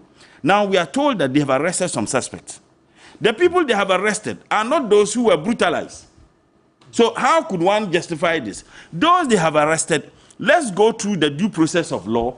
Let it be established that they indeed killed the person, and the law takes it full course. And that is the point we are making. Okay. So, Prof, nobody is saying that we should ignore the killing of the gentleman. But my last point has to do with the point I made earlier, that the military attaché in a democracy works under the supervision of an authority. And that authority is the political appointee. Now, if you have military officers who can do that at the blind side of the Minister for Defense, then it means that they would have done that at the blind side of the president. Okay. If they did so. Now, the president, shockingly, didn't even find a space in his heart to express his condolences to the family of the military when he appeared before Parliament to deliver the State of the Nation's address. A platform that everybody watches globally. We thought that that was an opportunity for the president to send his condolences. He might have done that perhaps through the family, but to give people hope, the president should have done that, express his condolences to the family of the military officer who was murdered, and also express some empathy to people in Ashama who were unjustifiably brutalized by the military. But you see, there isn't any space of sympathy and empathy left in the heart of the president. If there were spaces left, when the people were killed in Richima, he would have, up till date, Ahmed Swale, what happened? No space left for sympathy and empathy. And that is why, for me, it is worrying that we are drifting towards what we all condemned. And if I can borrow my brother's words, when we buried, such brutalities on the 7th day of January 1993. And it must concern all of us, the deteriorating relationship between the public and the various security agencies. Because until this incident, there was the other that we had the youth in a community, this time in the Upper East region, specifically, not Nalerugu, but a community. No, it was in Nalerugu when the military went to effect some arrest. There was actually a community within Nalerugu, because I remember that. That was when they were supposed to effect the arrest. And then the youth retaliated, or they resisted the arrest. Can I quickly make this one? You see, 30 seconds, the security agencies, Prof, they can achieve their objectives in terms of some of these issues if they have the collaboration of the community. Because crimes are committed within communities. So at any point in time, you need the support, the cooperation of the citizens. Now, if the citizens think that they and the security agencies are apart from each other, if there is that trust that is completely gone, how would you be able to accomplish some of the works you do? So I think that the military and the security agencies, all of them, must take in and make effort to win the trust of the people. Community policing was encouraged because crimes are committed within the communities. So you always, at any point in time, need the cooperation of the community. But when the community begin to see you as people who brutalize them, the least provocation, even if they have the information, they will not be willing to give the information. So they have a lot of work. Artificial intelligence, intelligence gathering is sine qua non to the achievement of the objective of any security agencies. Unfortunately, ours, we nip the intelligence gathering today, but then what we know is they use the buga buga, and when you instill fear in the people, next time they won't want to commit that. Crime will always be committed. Let's condemn those who murdered him. Let's all pray, and any information anybody has, give the information leading to the arrest of those who barbarously murdered this young officer. The mother said that the hopes, everybody in the family, they were relying on the person. He assured the mother that he was going to now pay the fees of the siblings. All those things are truncated. Let's condemn it. Those who did it must be apprehended, prosecuted, and let them be dealt with in accordance with the law. But don't take the law in your hands to brutalize people who committed no crime as far as the murder. Well, the police said that they have, after sustained intelligence-led operation, arrested the key suspects. Not one, but a plural, suspects. So it means that several people have been arrested. Suspects. That's what the statement says. The suspects involved in the murder of this young soldier. Way forward. And for me, Leah Martin, quickly on this. Improving this deteriorating relationship between the public and the security agencies. Finally. Okay, so the first thing is that I think Honorable Kwenkai said it. I also agree. I think he said so. We want a commission of inquiry. Let's do the Ayawasu West Wogon commission of inquiry style. Let's do it. What it does is that if we have the commission of inquiry set up by the president under Article 278, they will sit in public like they did for the Ayawasu West, and then also the Ejura killings, right? Machu Kakesen. So that we'll sustain the conversation. Because remember, as we're doing this, we are learning, we are conscientizing ourselves. So when the commission sits over a period, we will learn something, okay? And then also in the process, the naming and shaming, even before the court actions. You see, it shouldn't always be just one approach to solving the problem. Yes, like we all support, but in the case we go to court. But what about us? You know, when the case is in court, you can't go and put cameras there and the rest. But through the Commission of Inquiry, we can shine light on this problem, see what causes the military to do these kinds of things. Can we re-conscientize them? Can we re-conscientize them? Is that what the American military do? Is that what the British do? Yet when it comes to our phones, you see, we are using the same phones as they do in America. See the cars, the same, clothing, the same. So many things. But when it comes to other things, then we choose to be in a third world. We can't be approbating and reprobating. No. Okay. And like I always say, you see, the thing Plato said, Socrates, that until politics and philosophy meet, society will always have these evils. The society will change when philosophers become leaders or leaders become philosophers. Excellent. So I'm interested in that philosopher king thing. You see what Plato wrote, that the philosopher king. So we will look for leaders who are not actuated by greed and lust, but leaders who look for the common good. Because all of this is leadership. That's no matter how you look at it. You see what Honorable Mutala said. The president can't be bothered. It's leadership. You see, so if you have the philosopher king where we choose the best, rather than this system where any politician can come, people will dress him up, he will say all the nice things, then he gets into office and then boom, it's a U-turn. No, that is where the problem is. So Commission of Inquiry, let's go. Yeah.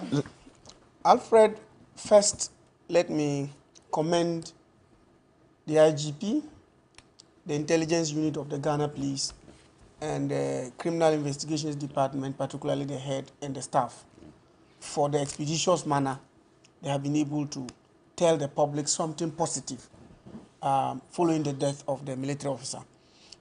Commendations, my brother and your men, for a very professional work done. At least we haven't heard that in the course of the arrest, human rights were abused all over. Or you beat people. We have not heard that at all. And so we commend you, Mr. IGP, and your men for that expeditious arrest. Again, I just got, somebody sent me a message, and I need to share this with my colleagues. The person said that next time, even a phone is stolen in Ashaiman, people who see the thief will report very fast. Because they want to be, they are now going to be afraid of a repeat of what has happened. That it has put some fear in the residents. I don't support that. That's an unfair. Very, very unfair. I don't support it. But that's what the person is I believe the police effected the arrest because they had the cooperation of people within a one thing about intelligence, and Honorable Mutala, I was privileged to serve as a Deputy Minister for Justice in charge of criminal prosecutions and all that. Intelligence gathering is very, very important in all these things. And intelligence gathering is cooperation between the security agencies and the civilian population. Because the civilian population, they live with all the criminals that we have, you know. And so if there's collaboration and cooperation, you can easily fish out whoever commits an offense at any point in time. What is most unfortunate, and I want to repeat, is the dastardly manner in which the gentleman was murdered. Most unfortunate, ought to be condemned by all well-meaning people. But as it is turning out now, imagine that all those who were apprehended, whatever they suffered and etc., it turns out that none of them was actually involved in this murder. That would be most unfortunate.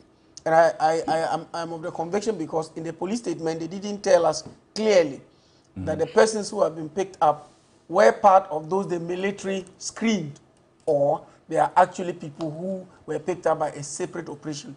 But they said that it was an intelligence-led gathering that culminated in the arrest that was made. Highly commendable. We need to praise them for that. But as I repeated earlier, I want to reiterate that we need a commission of inquiry to look at this because we need to chart a path into the future. Remember that it happened at Wa. Indeed. If they didn't act with restraint 2 weeks ago, it would have happened at Nalerugu. I believe that at that particular moment, the military had to act with restraint, and so we didn't record any casualties or abuses and etc. And so we need, looking into the future, we need to look at and fashion out a way of ensuring expeditious justice also. Somebody spoke about the death of the late Major Mahama. Very unfortunate. As we speak now, I have been monitoring the case so closely. The accused persons are now opening their defense. The state has closed its case long ago. A number of accused persons have opened and closed their case. So we are heading gradually towards... No, it's not justice delayed. But also remember, Prof, justice rushed is justice buried. You know, justice delayed is justice denied. Justice rushed is justice buried. So we shouldn't rush justice as well, because it may grind slowly, but to get to its destination. You know, because we're not living in, as I said earlier, we're not living in a country of might and men. We're living in a country of rules. And if the rules will have to drag us to 20 years to get a particular issue resolved, we have to live with it, because that's what our constitution says anyway. Remember that only interlocutory appeals in some of the criminal matters take us more than 3, 4, 5, 6, 7 years. Only interlocutory appeals. Some of them, excuse me to say with all respect, very, very frivolous. But that's what we have imbibed for ourselves as a nation, and we have decided to live with it. The Constitution gives us how we should go about trial in murder cases and all that. And you have to make all facilities available to the suspect, because however clear the evidence is, the suspect or the accused person is not guilty until a pronouncement is made by court or the person has pleaded guilty. But even in murder cases, you know that our legal jurisprudence doesn't allow for plea of guilty. Even if you plead guilty, the judge is supposed to record not guilty and then try you, because ultimately the punishment is death, and you cannot be allowed to say that you have agreed to be killed. The state has to prove it.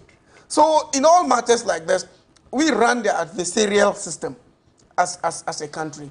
Adversarial meaning that the state has to gather all the evidence and prove their case, and then the defense will only just raise a little doubt. Right. And then, I mean, it's acquitted and discharged. So we should allow due process. It may take time, but that is what we have decided as a country to take for ourselves. Thank you. Joseph Penka, former Deputy Attorney General. And my producer is just giving me this information that the Ghana Police Service has indicated that this intelligence-led operation that has led to the arrest of the key suspects involved in the murder of the young soldier was a solely police-led intelligence so it means that these people are not approach. They just brutalize nothing to do nothing. with the military invasion and what happened 3 days ago. So this is a solely police-led intelligence operation has led to the arrest. Just one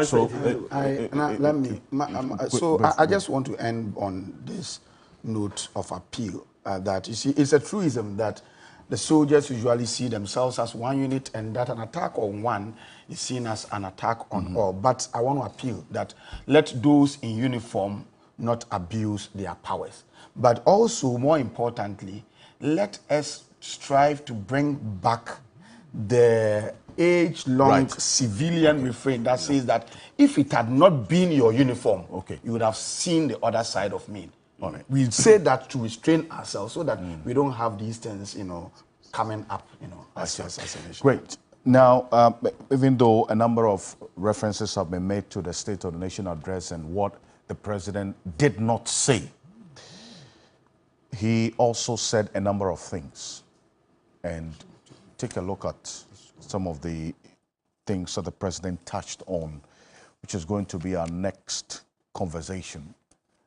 The State of the Nation address as presented by the president.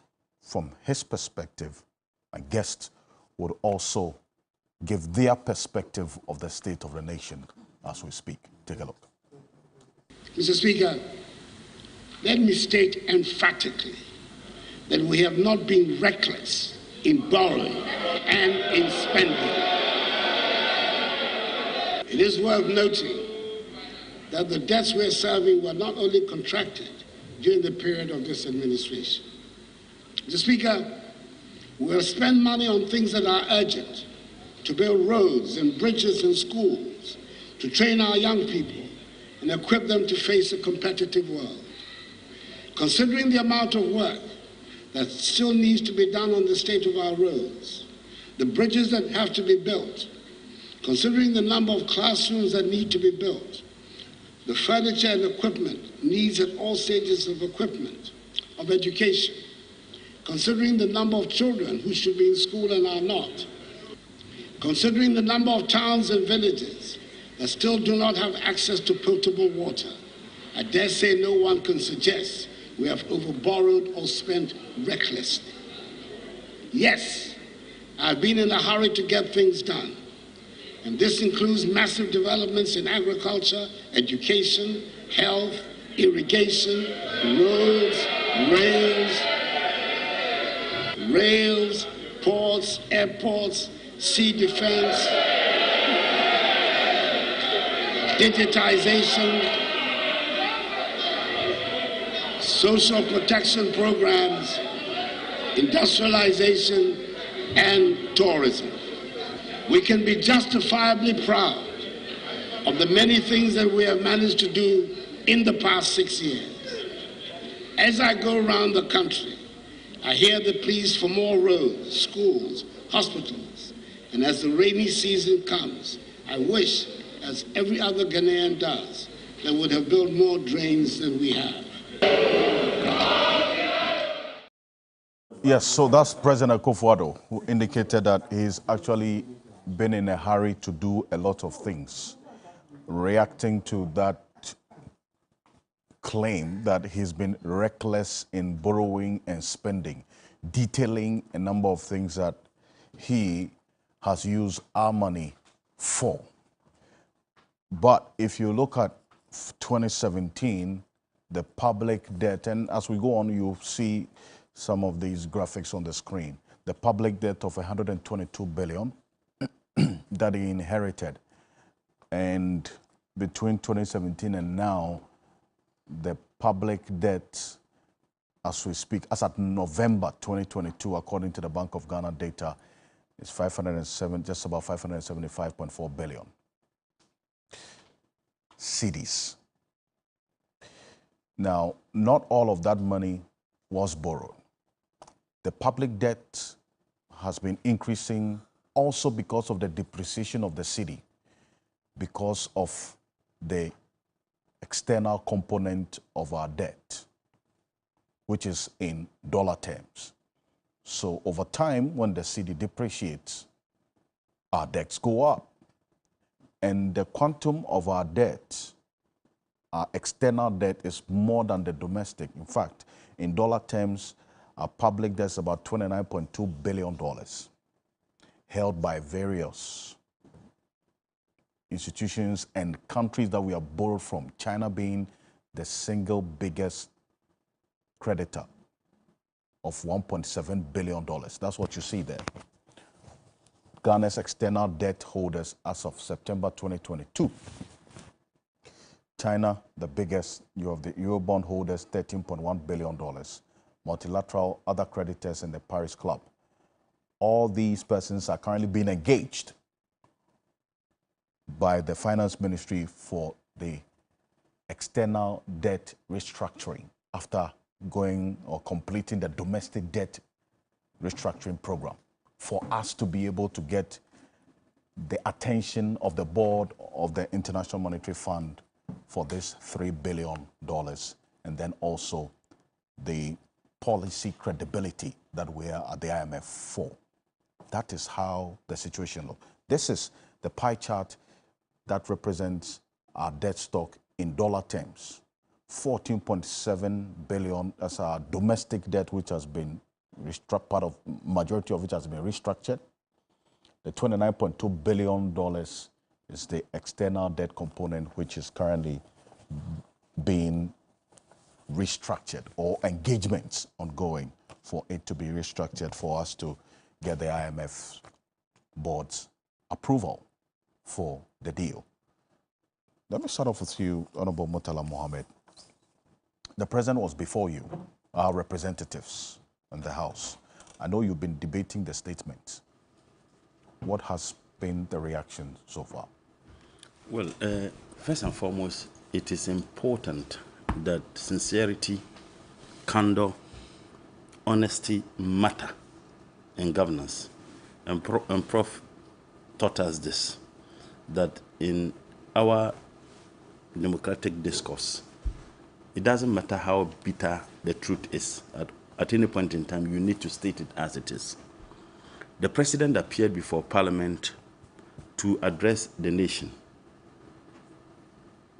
as he's enjoined to do so by Article 67 of the 1992 Constitution. And the reason why this thing matters in a democracy is that at any point in time, people must know the true state of the country. The parliament is a house of the people representatives of 275. What it means is that the president should have been addressing all of us. But you can't gather over 32 million people to address them. You do so through their representatives. And members of parliament are expected, after this address, to communicate same to their constituents. And the reason why this thing is important, and I will speak as a development planner, that such information help people to plan. The president has a privileged position nobody in this country has.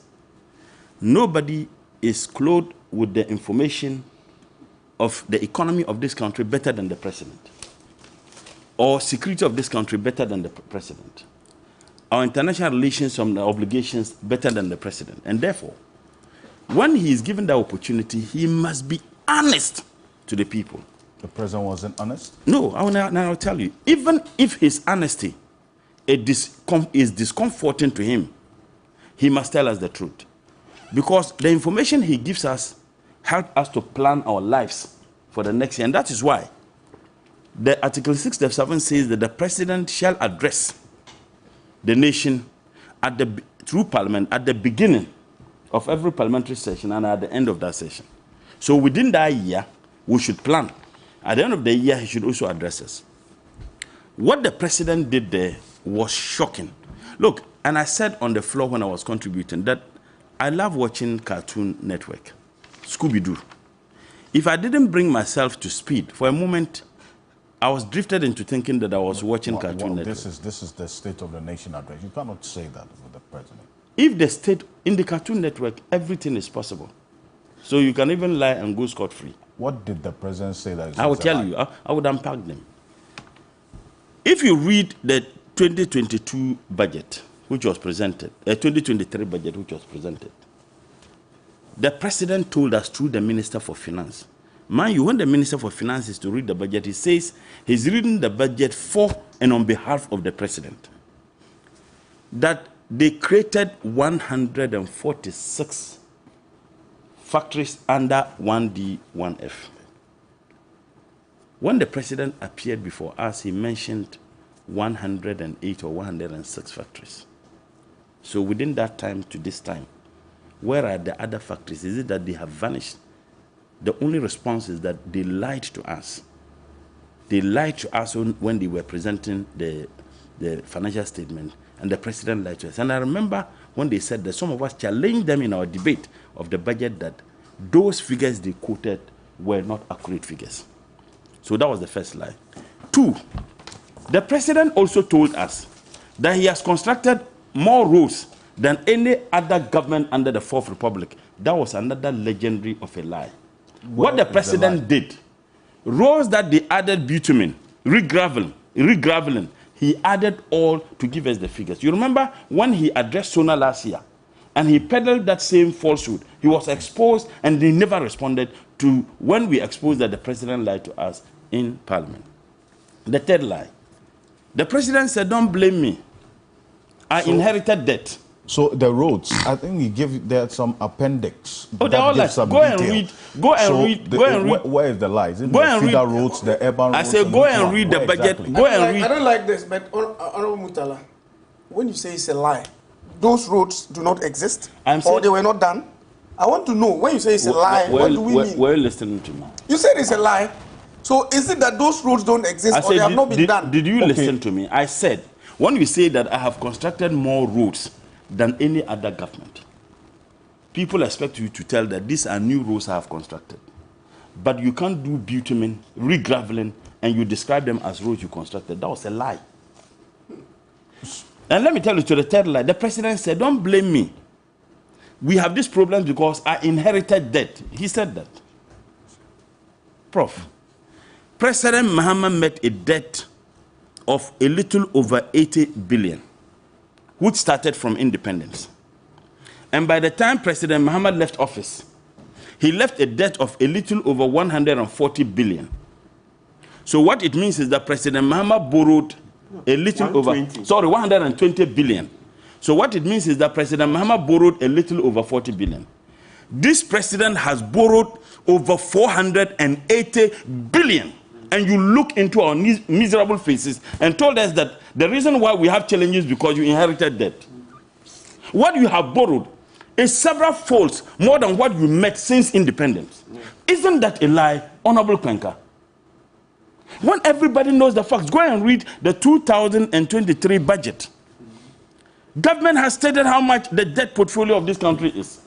Now you have borrowed more than any other cumulatively since independence. And then you look straight into our miserable faces and lie to us that the reason is that I inherited a lot of debt. And that is the reason why we having challenges. Again, the president also said that the problems we face is COVID.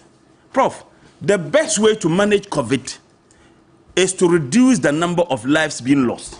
There can't be any better way of managing COVID than reducing the number of lives lost. Is that not the case?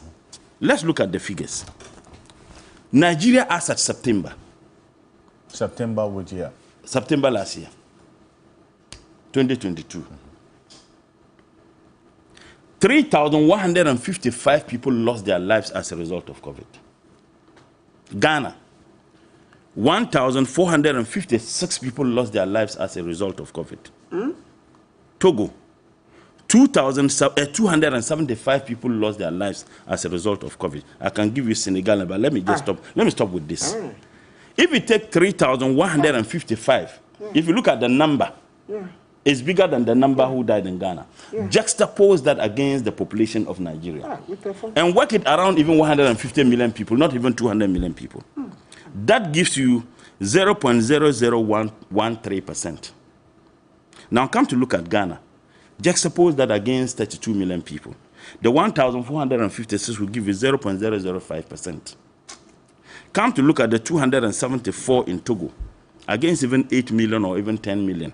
That gives you 0.003%. It means that more people lost their lives in Ghana than they lost their lives in Nigeria, than they lost their lives in Togo. Then yet you sit down to tell me that we manage COVID better than any other person. That's a lie. 2, none of our neighbors borrowed $3 billion from the IMF in the name of COVID. None of them. As a matter of fact, Burkina went in for just $20 million in the name of COVID. None of our neighbors borrowed over $300 million from the World Bank. None of our neighbors got over 150 million euro from the European Union. None of our neighbors dipped their hands into their state coffers, Bank of Togo or Bank of Nigeria, to take money. But in any case, we were told that we're given free electricity and free water. Free water was to everybody, but free electricity was to some consumers. I never enjoyed it.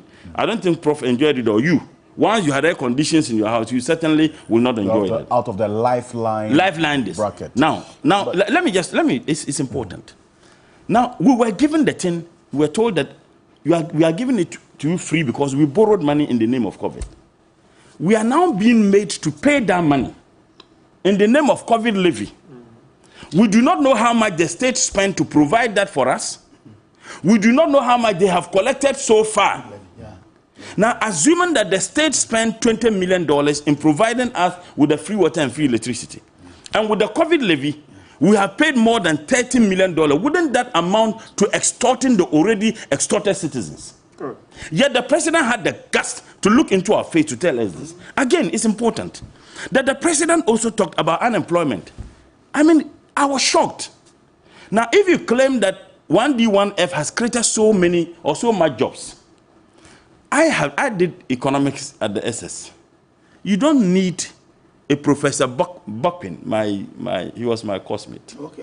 We were in the same study group. You don't need any economist to tell you that when you industrialize, your economy is supposed to grow. And once the economy grows, jobs will be created. Now, it is only under this government that you have a policy intervention such as 1D1F, that the economy is supposed to grow, yet unemployment is escalating. And the facts. Right. And the facts. You inherited an unemployment rate of 6.8% from the NDC. I can cede my time to You inherited an unemployment rate of 6.8% from President Mahama. Today, per the census, which was conducted, supervised by the Statistical Service Board, who was appointed by this president, unemployment is 17.4%. Youth unemployment is 12.6%. You inherited inflation of 15%. And then you took it to 54% plus. We're experiencing hyperinflation. You inherited debt to GDP, a little over 60%. Today, debt to GDP is 104%. You inherited a gallon of petrol, which was bought. The price of a gallon of petrol can no longer buy a liter of petrol. And the president wanted us to celebrate him, that we are now paying 20 cedis, a little over, or 22 cedis for that. You inherited. Can I finish? Can I finish? Can I finish? It's not factual. Can I finish? Can I finish? I'm saying that the president is. Oh, can I finish? The president is now celebrating. Oh, I'm being very. Look, me, I'm a very honest person. No, will you allow me to finish? You see, when you talk about the current price of petrol and diesel, what have I said? Did you hear what I said? I said the president now wants us to celebrate. Listen to me. He wasn't even listening to me. Don't let emotions drive your reactions. I said the president now wants us to celebrate buying a liter of petrol at 22 cents, of course, which is below the gallon. I'm saying he wants us now to celebrate that. How long were we paying a liter of petrol, which was more than a gallon of petrol under the NDC? For several months. Today, you want us to celebrate the reduction that we are experiencing now. That is the point I am making. Every single statement I have made here contests the statement. Didn't you take inflation from 15% to 54%? Didn't you take debt to GDP from a little over 60% to 104%? Didn't you take the cedi to the dollar at 3.7 now to 13 cedis? But let me conclude on this. The president told us that we are producing a lot of food now. I think that I don't know who wrote the speech. And when you were delivering, I asked Kojo Oppong Nkrumah, did you write the speech? Kojo said he didn't write the speech. He told you that? Oh, he said no. I mean, if he said no, what does it mean? Call him whether he wrote the speech. Now, the president says that we are now producing a lot of food. Let's look at the facts. Under the NDC in 2016, we were spending a little over $500 million importing rice and poultry products into this country. We are now spending over $2 billion importing same into this country. Now, isn't it shocking that 1D1F, which is so touted, yet unemployment is escalating? Then perhaps there is some voodoo economics somewhere. The president also concluded by saying that, yes, today is Women's Day, and I'm concluding on this. And he touted how he cares so much about Ghanaian women. When I was listening to the president, the one who came to mind was Ahmed Swale's wife. The woman who came to mind was the wives of the young men who were barbarously murdered in Techiman, who, by the way, the first deputy speaker said they were criminals when no law established that they were criminals. Those women, the young men who were murdered by the instruction of the president, their wives are widows today. Their children are orphans. The education of their children are truncated. The president was sitting there with the wife. Okay. The president was delivering the speech with the wife. Those people who were watching the president were asking, what wrong did our husbands commit that today we are watching you with your wife, your beautiful Rebecca, yet our handsome husbands were gone. It was a pretentious statement, and to be very honest with you, the president never mentioned sports in the entire speech. We lost a young man who died in Turkey, an outstanding player of the national team. Now, we thought, and everybody was watching, the president indeed perhaps has expressed his condolences and the state has supported. We were thinking that it was a platform for which the president to talk about sports when our women team are doing very well now, at least to use that opportunity also to commensurate with the family. The president never did so. To be very honest with you, it was boring, it was frustrating, and in fact, it was depressing. And you realize that some of our colleagues from the MPP started walking out. Okay, Honorable Muta, thank you. You have him also preceding that State of the Nation address with that statement that because of the exigencies of the time, is going to focus on the economy. And so a lot more detail was given about the state of the economy. How would you talk about economy when you don't talk about corruption? He never mentioned corruption because the president and corruption are like twins. We will go for this quick break. The president and corruption are like Siamese twins. You can't separate them. On key points. Stay with us. We'll be back shortly after this quick break.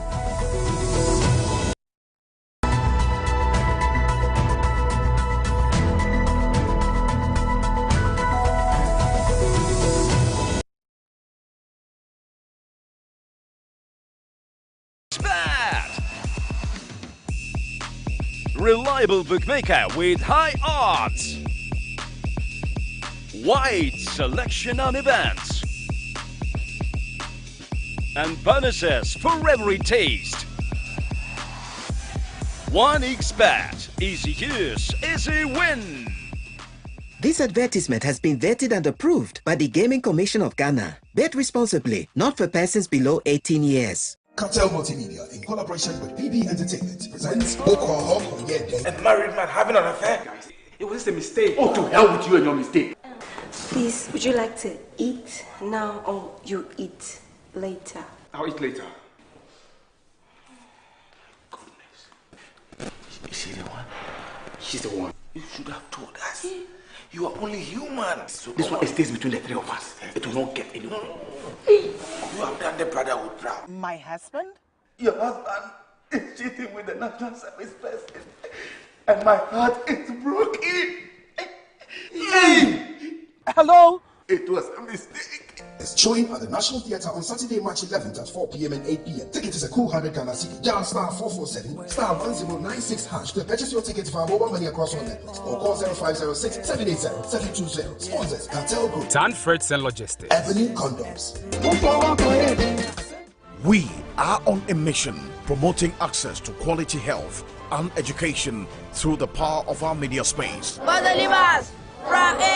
Since 2014, we have made great impact. TV3 mission now drives Ghana's quest to break barriers and provide access to inclusive and quality girls' education, together with women's maternal health services. Our mission to address the needs of the socially excluded has won the admiration of many. Indeed, TV3 Mission gets you the results. Mission is live on TV3 News 360 every Saturday and Sunday. Supported by Star Ghana Foundation, with thanks to Foreign Commonwealth and Development Office.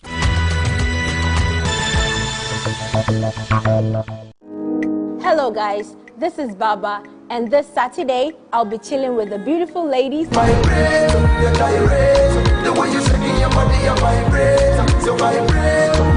Tell us about working in the film industry. Has it been challenging working? I didn't really do my research well. The back of a stage or something, you just have to undream it. So the shoots that was supposed to start at 9 a.m. started at 10 p.m. What?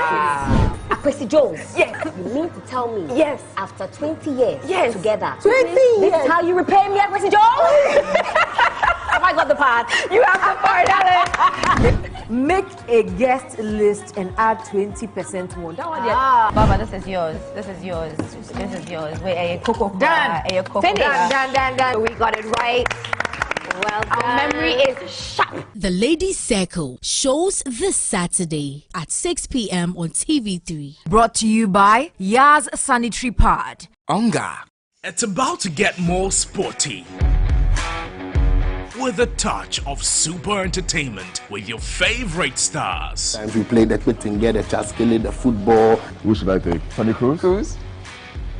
Why? While keeping you up to date with every trending issue in your world of sports on Warmer Plus. But in comes Thomas Tuchel and everything changes. And when he said he wanted to be better than me, I was happy. Let's keep it more sporty and super entertaining. Warm Up Plus now shows on Saturdays at 11 a.m. on TV3. Brought to you by Betway.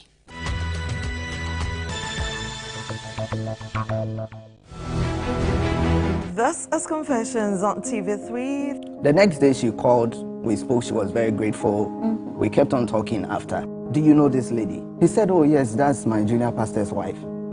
He is now putting asunder what the Lord has put together. Could it be that this woman She has been ordained to come to this world to come and destroy people. Some married women now don't wear their rings. When the thing is being handed to you on a silver platter, shouldn't you be worried? It's only God who looks inside. Some pastors' wives are actually tending to do things with other women in the church. Was it your will to have become Osofo Maame? Okay, now won't me drop you. And no na wo mama beka say Confessions now shows on Saturdays at 9:30 p.m. on TV3.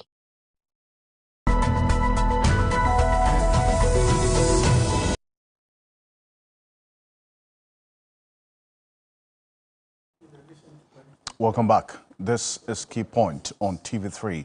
We're live on 3FM 92.7.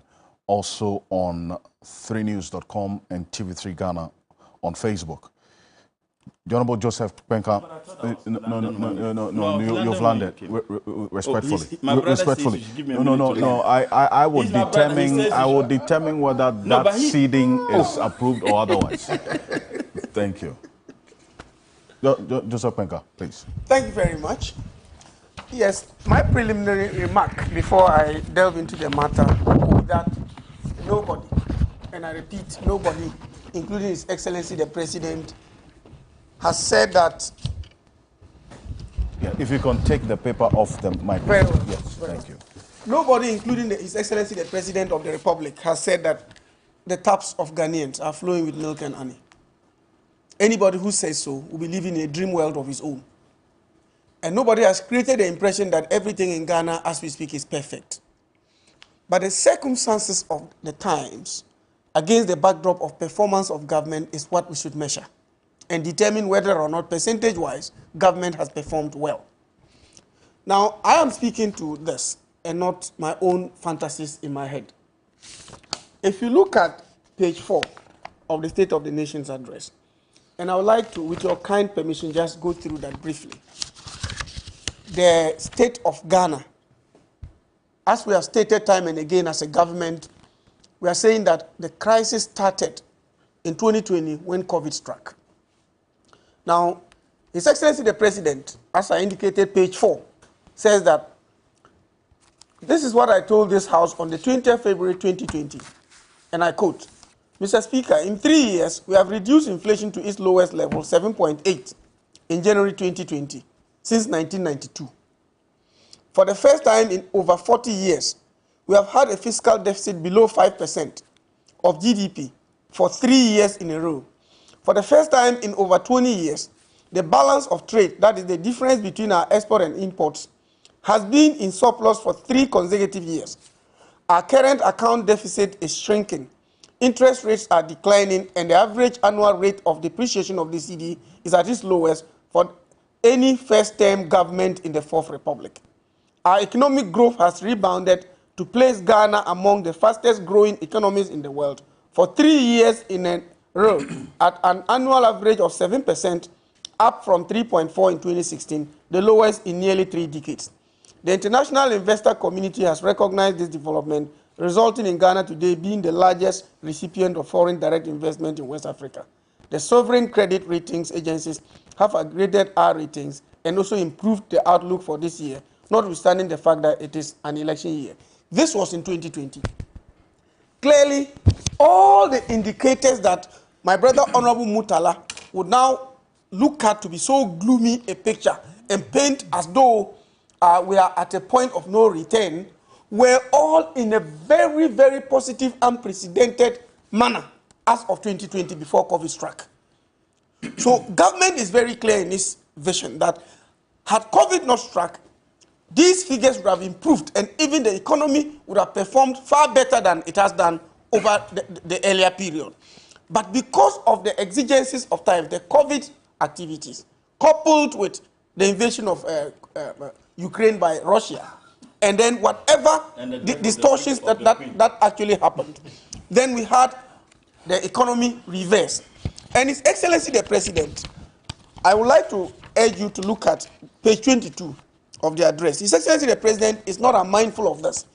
He says, and this is an admission, and I have seen that even when you were running the promo, there was an indication whether the President did not just present a very flashy and flamboyant picture of the economy, as though there were no challenges. If you read page 22, just the second but last paragraph, things may be there today. Things may be there today. Nonetheless, we must count our blessings. And I like this bit. It's a family blessing. Our petrol stations have fuel in spite of the difficulties. And we have been spared long, winding queues to fuel our vehicles. That is major. Our markets and shops are, by the grace of God, well stocked. We are not queuing and looking for goods that do not exist. And we have not been faced with the prospect of the rationing of basic necessities, such as fruits and vegetables. Our children's schooling has not been interrupted. We have continued to provide free senior high school, free TVET, and paid teachers and nursing training allowances. Our electricity supply has been consistent, and we have been spared the hardship of doing so during such trying time. Our country continues to be stable and at peace. Okay, this is profound, okay, and this is factual. Let me ask you this. It is profound and factual. Joseph Kwenka, Again, so yes, it is indeed the case, but as you acknowledge that as well, do you take into consideration the costs of these present and existing facts for the Ghanaian people? I think that when you do that and you acknowledge the fact that yes, these are present, but the Ghanaian people. I haven't landed. If you are allowed me, respectfully, because I read a portion. Respectfully, I was just about to speak to the issue. You were moving on to something. Yes, I was about to speak so to that I just wanted you to. You see, point is this. For example, even if you look at the petrol prices, I have bought fuel at 23.4 cedis per liter. Diesel. A liter. Liter. That was the highest it went. This was last year. Yes. How much is it now? And then I filled my tank, my V8, I filled it at 3,450. That's filling your tank. Yes, at that time. That was today. That was December, when I walk to the filling station, I fill it at 1,750 Ghana cedis. Liter is how much now? 1,750, and a liter is approximately. Some of the filling stations, in fact, Star, I checked, and it was about 12.60. Okay. So there's a massive reduction, and it's not accidental. It's not accidental. Again, Olomutala, you see, in looking at the context of fuel pricing, when you were leaving government, you left us with a legal framework. Automatic adjustment formula. Did you ever agree? You left us, hold on. Okay. You left us with a legal framework. Don't create the impression as if it is this government that came and created that particular one. It is, that law was actually enacted under the government of His Excellency John Dramani Mahama. Your argument was always that the state can do having done so, and having deregulated the fuel sector, the determinants now became the OMCs, no, the BDCs, and the BDCs. So that determined the prices generally. It's not only that. As a result of that, how about the tax? As a result of that, tax build-up is part. So, I agree. 45%. Hold on. See, Mutala, when you are speaking, so you are giving all the time. So let me state this that on this path. Hold on. There are three factors that determine petroleum pricing. Yes. In this country. The currency. Yes. That's one. Currency differential. Yes. The cedi to dollar relationship. Absolutely. And then also the price of crude oil on the world market. Yes. The crude oil price on the world market has actually been declining since October. Yes. Now, the last time I checked on Bloomberg, as at 4 a.m. this morning, it's about $83 per barrel, thereabout. Okay?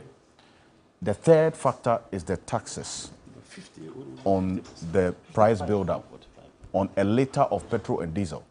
We have about 12 different taxes on 1 liter of petrol or diesel or LPG. And so many of them were also abolished by the same government. This government abolished so many of the nuisance taxes. Some of them, you have CSOs who have raised questions about whether it should still be there. For instance, the price stabilization and recovery levy, which is supposed to kick in whenever the price of petroleum products goes up. We've not seen this happen until sometime last year when it was removed for a couple of months.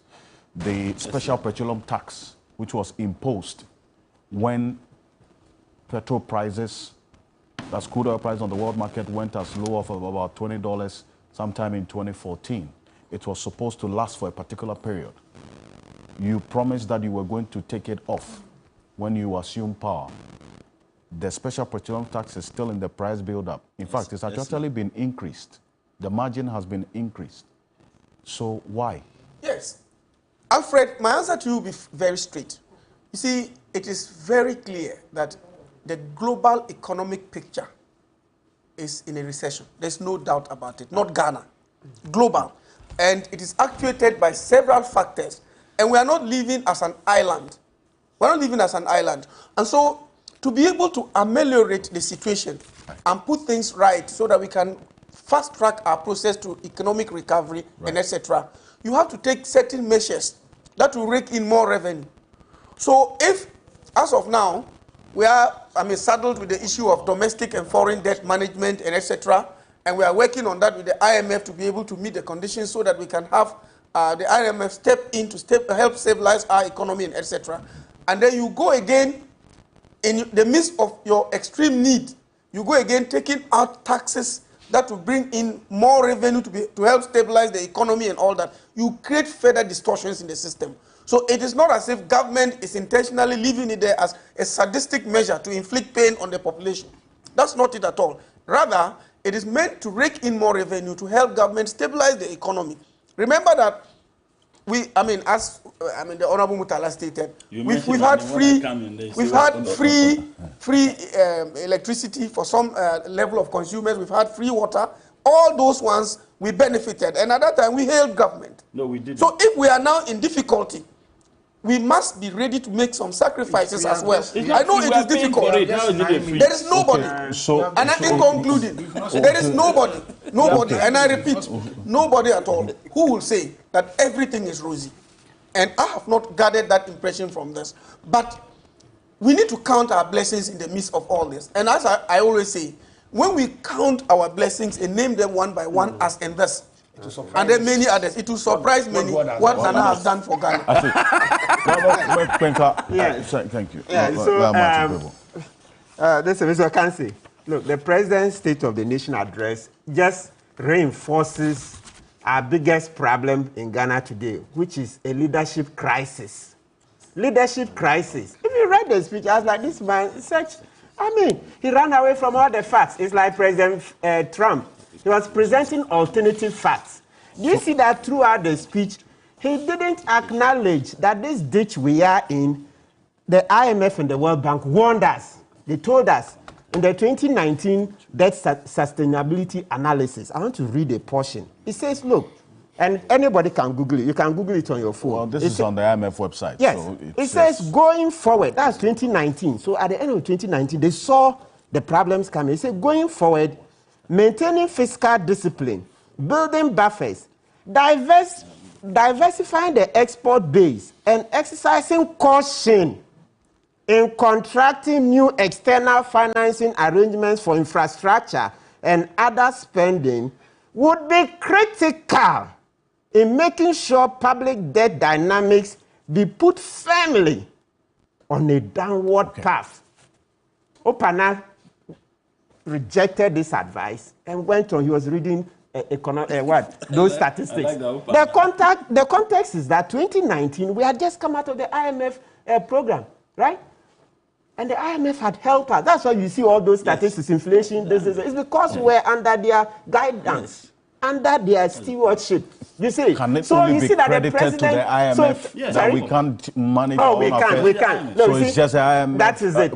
Because gains between 2017 and now. 3-4 years we go back there. And President Kufuor, look, listen, the thing that spells doom for him and shows leadership crisis. He said he needed just 18 months to turn the structure of the economy. When he came, when was the last time you heard President Kufuor saying that let's produce more rice here, let's grow more chicken, let's rear our own chicken, rice, imports, chicken, oil, those things. He just relaxed. He mentioned all those in the State of Nation address. Yes, now he's saying we'll do it again. He needs another 2 years. After spanning 6 years, he couldn't do it. So it just shows you the leadership crisis that we are in. It's a big deficit. Look, Alfred, let me end with this particular. You see, it tells you that, look, we need a conference on this democracy. We need to rethink, because you see him praising Parliament because Parliament is weak. He was exceedingly grateful to Parliament for passing the loans. Honorable Mutala, that is you people.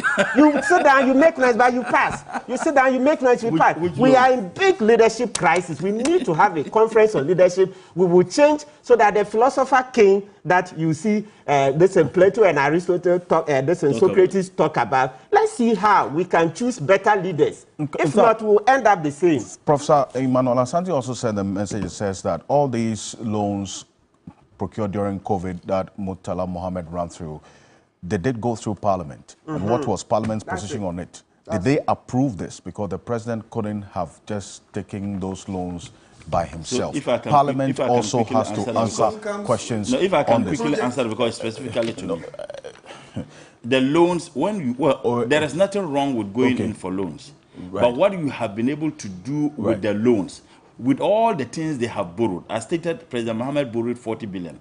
Here, circling there. Is this about, I think you've mixed up that. So at 2013, the public debt was 35 billion, right? So now it went up to 122 billion as at the end of. About 480 billion have been borrowed by so this. So it's 80 billion difference between 20. I think that's. I'm saying that 480 billion over have been borrowed by Professor Jampo.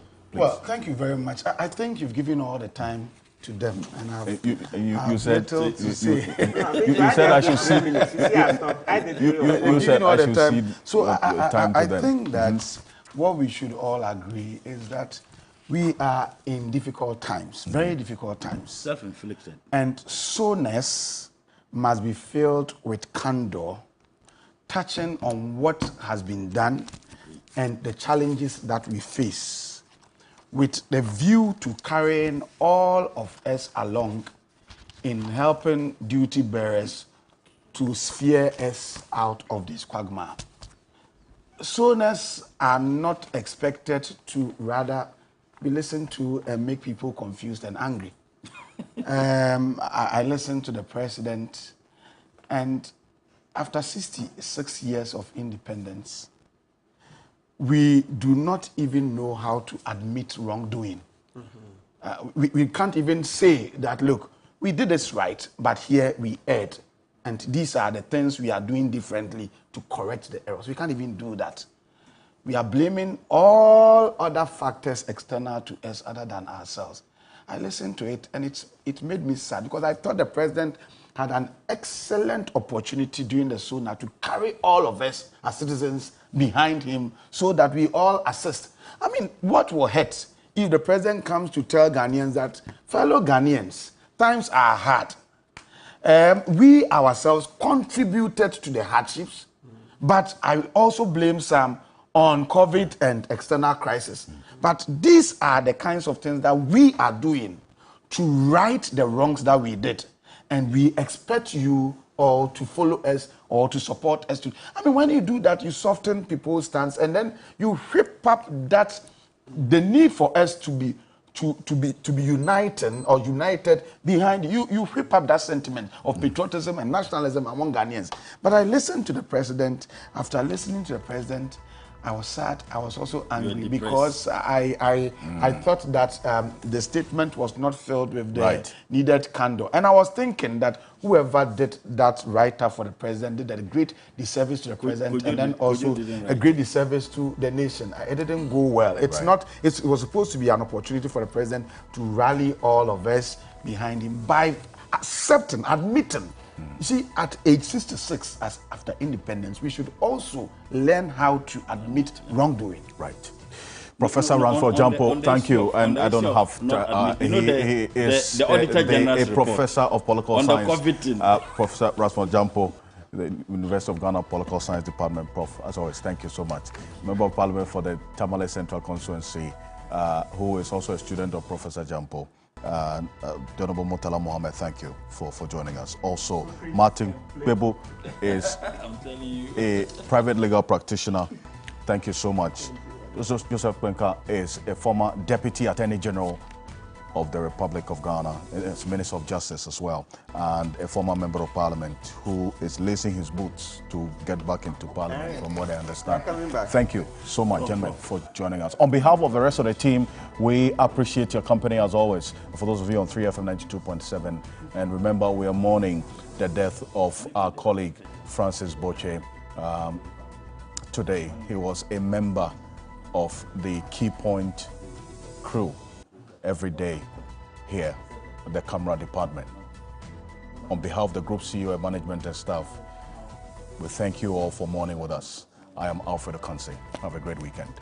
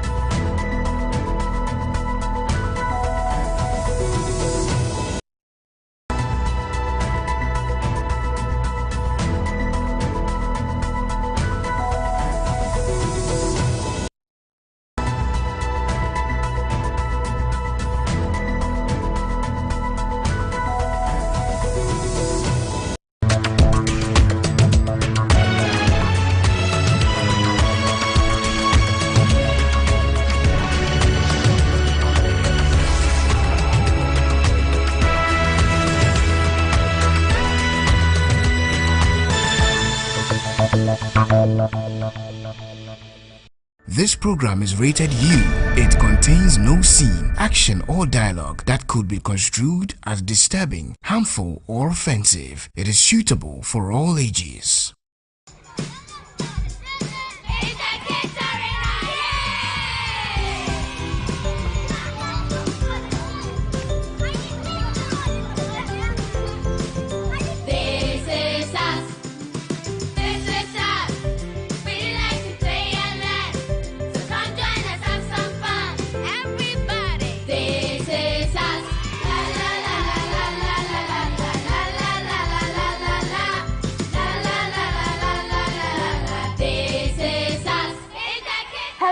And welcome to the Kids Arena show. Today on the show, we are going to be experiencing what happens behind the scenes of talented kids. We are going to be interviewing some of the judges, contestants, and coaches. And Nakiyat will be assisting us on that. But at this point, we take a quick beat that there's more fun to come. Stay tuned.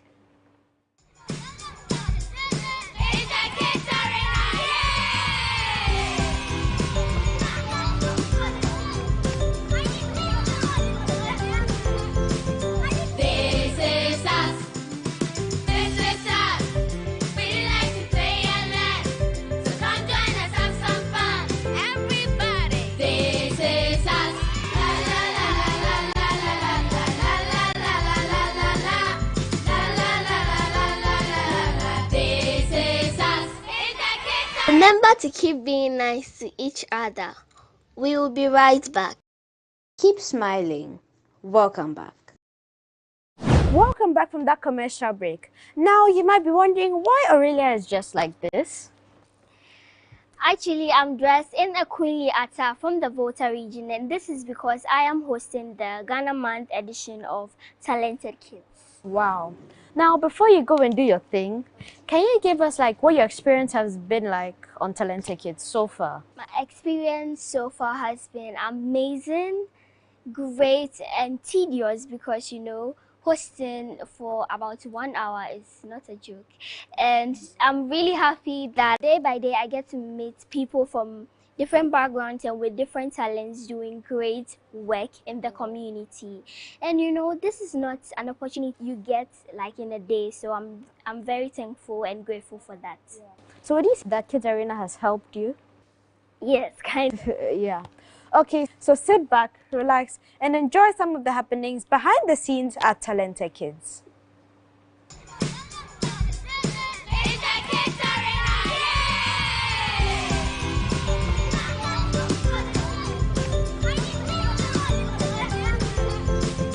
This is us.